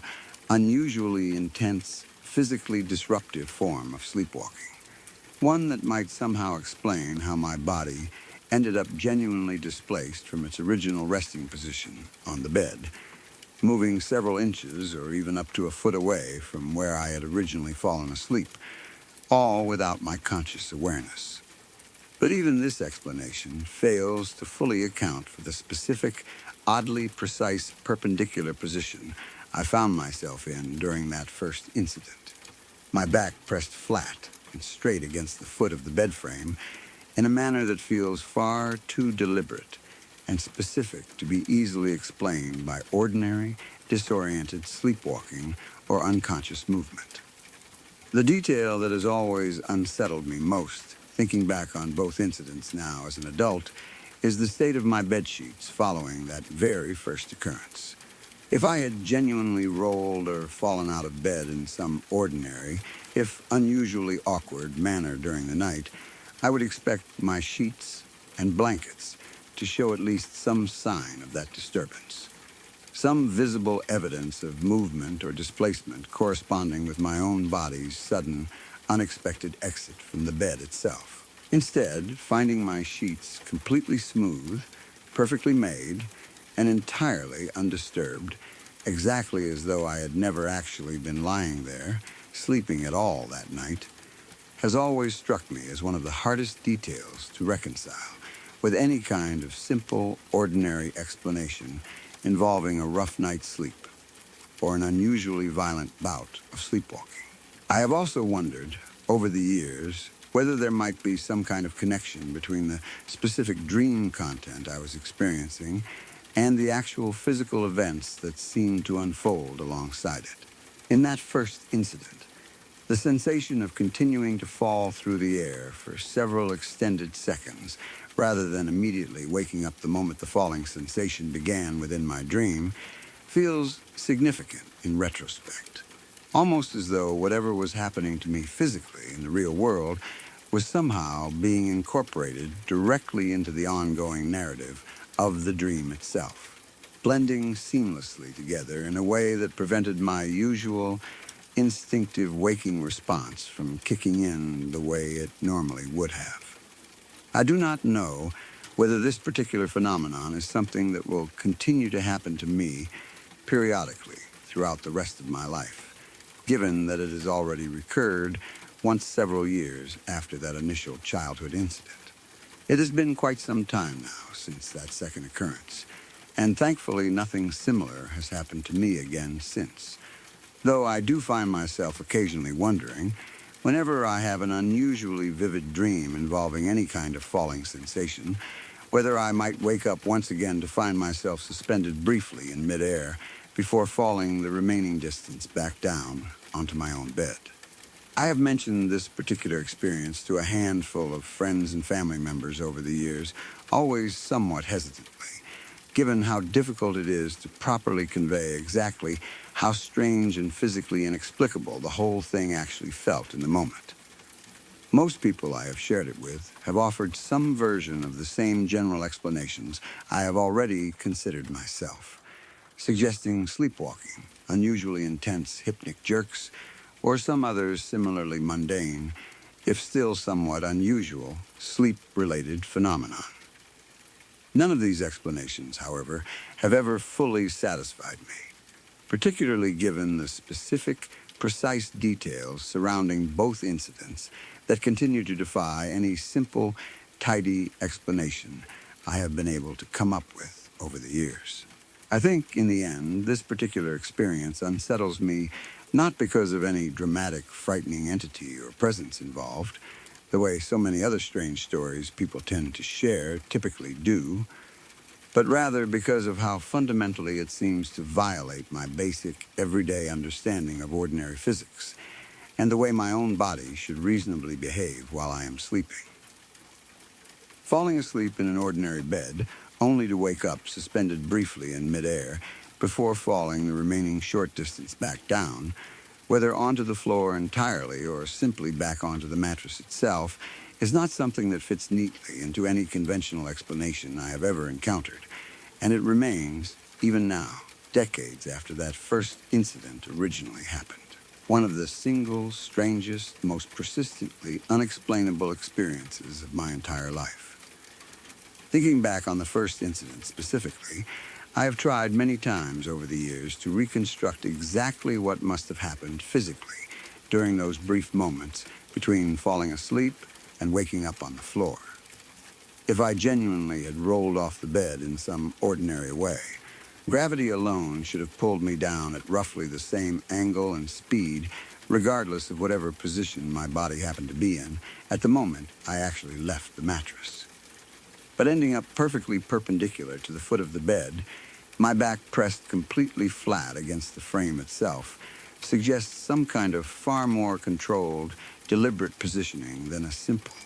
uncontrolled fall would typically produce. It almost feels, thinking about it now, as though my body had been carefully placed there, rather than having simply tumbled off the edge of the mattress through ordinary momentum and gravity alone. I have also spent a fair amount of time since then reading about various sleep disorders and unusual nighttime phenomena, trying to find some documented condition or experience that closely matches what happened to me on both occasions.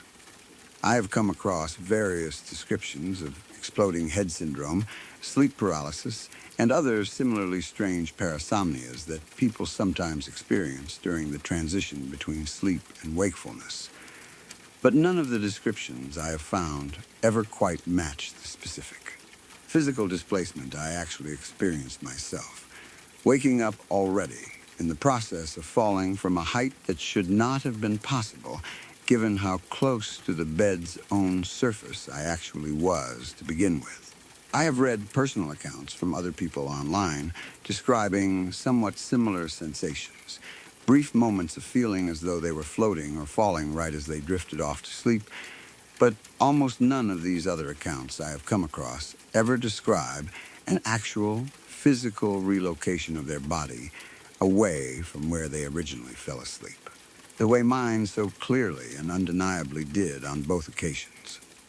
The second incident, occurring several years later, has always struck me as particularly significant, specifically because of how similar it was to the first, despite the years that had passed in between, with no similar occurrence at all. Falling from approximately 6 inches above my own mattress. Rather than landing on the floor a full foot below the bed's normal height, suggests to me that whatever specific mechanism was actually responsible for this phenomenon likely varies somewhat in its intensity or duration from one occurrence to the next, sometimes producing a shorter, less dramatic fall, and other times, as with that very first childhood incident, producing something considerably more severe and disorienting. I remember, following that second occurrence years later, lying awake afterward, trying to piece together exactly what I could recall from whatever dream I had been having immediately beforehand. Unfortunately, my memory of that particular dream faded far more quickly than my memory of the original Wile-E. Coyote-inspired dream from years earlier, leaving me with considerably less context to work with regarding whatever specific narrative or imagery might have been playing out in my mind at the exact moment this phenomenon occurred for the second time. I have occasionally wondered whether keeping some kind of detailed sleep journal might eventually help me better understand or predict when this particular phenomenon is likely to occur again, tracking specific details like what I ate or did during the day beforehand, how tired I actually was when I initially went to sleep, or any other relevant factors that might correlate with these two particular incidents. So far, however, I have never actually followed through on maintaining that kind of consistent, detailed record, partly because these incidents have been so rare and unpredictable that it has always felt somewhat impractical to prepare specifically for something that might not happen again for years at a time, if indeed it ever does happen again at all. I have shared this story with a therapist as well at one point, mostly out of simple curiosity rather than any genuine concern that something was seriously wrong with me physically or psychologically. She offered some general information about the mind-body connection during sleep and how vivid, realistic dream sensations can sometimes translate into genuine, if usually much more, minor, physical movements or reactions, similar to how people sometimes physically kick or flinch while dreaming about running or falling. But even she admitted that the specific level of physical displacement I described, actually ending up a full foot away from my original sleeping position with no memory of how I got there, was more extreme than the typical example she was familiar with from her own clinical experience. I suppose, in the end, I have simply learned to accept that this is one of those experiences I will likely never fully understand or explain, one small, strange piece of my own personal history that defies easy categorization within any of the more common. Well-documented sleep phenomena most people are generally familiar with. It does not frighten me anymore the way it certainly did as a child, waking up disoriented and confused on the floor of my own bedroom, but it still occupies a permanent, curious place in my memory. A reminder that even something as seemingly ordinary and universal as sleep can occasionally produce genuinely inexplicable, physically bizarre experiences that resist any tidy, satisfying explanation. Every so often, usually when I happen to be discussing strange or unexplainable personal experiences with friends, this particular story comes up, and I always find myself explaining it the same careful, deliberate way, trying to properly convey just how specific and physically strange the whole experience actually felt, rather than letting it come across as some vague, exaggerated tale of simply falling out of bed one night as a kid. The precision of that first landing, perfectly perpendicular against the foot of my bed frame, along with the undisturbed, perfectly made sheets I discovered immediately afterward, are the two details I always make sure to emphasize most carefully, since those are the specific elements that, to this day, refuse to fit neatly into any conventional, easily dismissible explanation.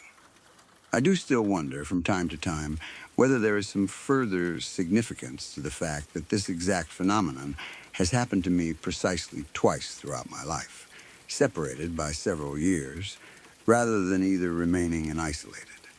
one-time childhood incident, or becoming some kind of regularly recurring pattern that continued happening more frequently as I got older. Two occurrences, spaced years apart, each with their own subtle variation in height and severity, feels like an oddly specific frequency for whatever is actually happening to produce this particular experience. Not common enough to represent some kind of ongoing chronic sleep disorder, and yet not rare enough, given that it has already happened twice, for me to fully dismiss the possibility that it might simply happen again someday, entirely without warning, the same way it did on both previous occasions. For now, all I can really do is continue living with the uncertainty of not knowing exactly what causes this particular phenomenon, or whether it will ever happen to me again in the future. It remains, and likely always will remain, one of the strangest, most quietly persistent mysteries of my entire life. A story I continue to tell precisely because I have never managed to find anyone else who can offer me a fully satisfying explanation for what actually happened to me on those two separate nights. Years and years apart, waking up already falling from a height that, by any ordinary measure, should never have been possible in the first place, and landing each time in a position and manner that still, to this day, leaves me with far more questions than answers. Questions I suspect I will simply be carrying around with me, unresolved, for the rest of my life, quietly wondering, every so often, whether some ordinary night's sleep might once again end with me waking up mid-fall, suspended briefly above my own bed, for reasons I will probably never come to fully understand. No matter how many years pass between now and whenever, if ever, it happens to me again. Whether that turns out to be next week, next decade, or never again at all for the rest of my life.